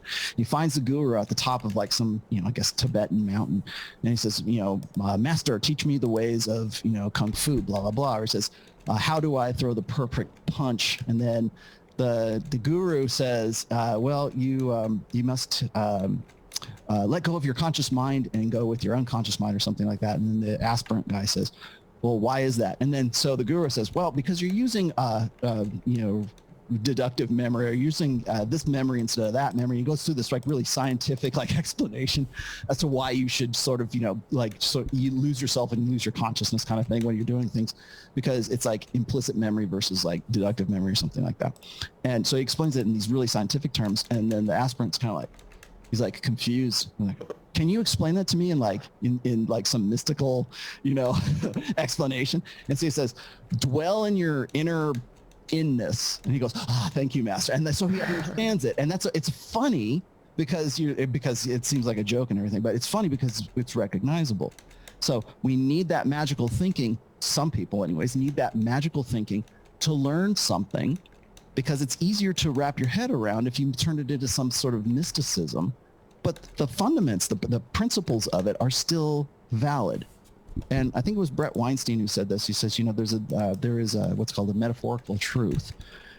There's things that are true that aren't actually true, but it's best to believe as if they are true. And I use that quite a bit in that book. Like he gives the example of stay away from porcupines because they can shoot their quills at you, which they can't. No porcupine can actually eject his, quills at you. But it's best to behave as if they can. So you'll stay away from the porcupines, because if you get a quill in you, it's going to work its way in. It's going to be really painful, and you want to stay away from that. So objectively, empirically speaking, no, porcupines can't shoot their quills, but it's best to behave as if they can. So the metaphorical truth becomes porcupines can shoot their quills. It's the folklore kind of thing, right? And then if you take that principle of metaphorical truth and then you put it into master, how do I throw the perfect punch? Well, I can give you the data, and I can tell you the hardcore empirical reasons why that is, but people, they don't want that. They want magic. They want woo woo. They want to be able to say, dwell in your inner inness. And if that's how they learn that truth, is it any different than actually having learned it from books and having it explained to you in hard data? And so I explain that. So if you want some sort of crossover, I think there's a lot of crossover. I get in trouble with this, by the way, because when I talk about magical thinking, people tend to give me grief about it because they think that they associate it with atrocities of religion and charlatans. And there's a lot of ways to abuse magical thinking, I guess. But magical thinking is where our imagination is as well. So the same element or same module, I guess, that we use in our brain that says, I wonder if there's a God. I wonder if there's things. I wonder if there's ghosts. I wonder if there's, UFOs or whatever. That same kind of capacity to imagine things. I think that's very, very important, but can it be abused? Yes. Lots of examples through human history where it's abused, but it's also necessary so that we can watch great movies like the Avengers, or Lord of the Rings. That is a great movie. We have to have that magical thinking element to our biology so that we can be good storytellers, so that we, whether they're true or not, again, it's the metaphorical truth. They're teaching a lesson. Did the Lord of the Rings actually happen? No, but you can still learn a lot from the stories and the things that are going on in there, or they're relating sort of the human condition. But you have to have that imaginary mentality. I started out the book with I think it was an Einstein quote, which is what's more important, knowledge or imagination? Now, of course, Einstein says, oh, it's imagination. I would argue that it's both. And that goes back again to reason versus emotion. Imagination, woo-woo, magical thinking versus empiricism and data. Believers versus empiricists. And right now, certainly for the last quarter century, maybe even longer than maybe 50 years, I guess, we have prioritized emotion above reason. And we're getting to a point right now, I think since year 2000, that because we have access to data, all of the things that we thought were true as a result of this sort of emotionalism and get in touch with your feelings and, get in touch with your feminine side and express yourself emotionally and follow your heart, because it'll never fail you. It'll lead you down the right path, right? Whether it leads you off a cliff or not is irrelevant, but it sounds right. Your soulmate, this. And now we have data, and now it's unignorable, and it conflicts with that old order emotionalist thinking. And that's why you get people throwing rocks at you over COVID. That's why you get people saying, well, Rollo's always negative. No, I'm just giving you the example. And sometimes it doesn't taste good because you wanted an emotional treat and not a rational, reasonable treat. Okay, Rollo. Well, thank you very much for coming on. That was fun. I'm glad I can clarify things for you too. So yes, I'm probably going to still be out there searching for my soulmate, but sure. but But that was good. Thank you again for coming on. If people want to find you, where should they go? You can find me at therationalmail.com. That's my blog. You can also find all 4 of my books on Amazon. Just type in The Rational Mail in the search engine. You'll find all 4 of them. I, of course, have a weekly podcast, and sometimes it's bi-weekly. I am on at 1 p.m. Pacific, 4 p.m. Eastern on my channel, which is called The Rational Mail. I sometimes do Wednesday shows, except for this Wednesday, because I knew I was doing this. And then I'm also on a panel show called Rule Zero, which is every Saturday at 11:30 a.m. Eastern time. And I'm working on a 5th book right now, actually. So that's in the works. And I do a lot of... You have a title? I have a working title called The Player's Handbook at this point, but that's what I'm calling it. So it's more about, you want nuts and bolts there, that's going to be the nuts and bolts book. But I think that's it. Oh, and then you can find me on Twitter. I am Rollo Tomassi at Rational Mail. Okay. Well, thank you again for coming on. Sure. Thanks for having me. Wow. That was pretty good. That was pretty good. That was well worth my time. That was really good. I think at the beginning it was very like, I was like, where is this going to go, man? Is Mikhaila going to be like this the whole time? But she actually switched it around and really started to actually engage with Rollo Tomassi. Started to really talk, started to ask some good questions. You know, it wasn't just her trying to defend herself. I'll give it up to Mikhaila. I will say, though, she did lose a bit of her mythological essence, because I've never known... Excuse me. I don't know anything about Mikhaila Peterson for besides the fact that I know she was like really sick when she was younger. She's very pretty. She's very elitist. Very elitist. Oh my God. She's so fucking smart that nobody can ever really understand her type of shit. But no, she's great. She's really great, you know? Aside from elitists, I mean, I know how to deal with elitist type of people, you know. I'm used to it. But other than that, man, she received the information fairly well. She received it fairly well. She didn't interrupt Rollo Tomassi. She let him talk the whole time. It was really good. I'm very impressed with the way that this came down, and she said some very surprising things. You know, it's very attractive for a man to be in a red pill space. The first time I've ever heard a mainstream woman like Mikhaila Peterson say something like that. So I thought about that. If I were a woman, I'd be more attracted to a fucking red pill man. My damn self. My sister said that was important. That she thinks that every man should think to take the red pill or whatever. And I think that this is fantastic. That was a great interview, man. If you stuck it through, you are the fucking best. Comment down below. Comment down below. What's a secret? Something so that I know. Comment down below McAllen12. I know that's probably not the best thing, but it's what I see behind me right now. So just type down McAllen12 if you actually if you finish the whole thing, man. I appreciate it, you guys. Thank you so much. See y'all next one.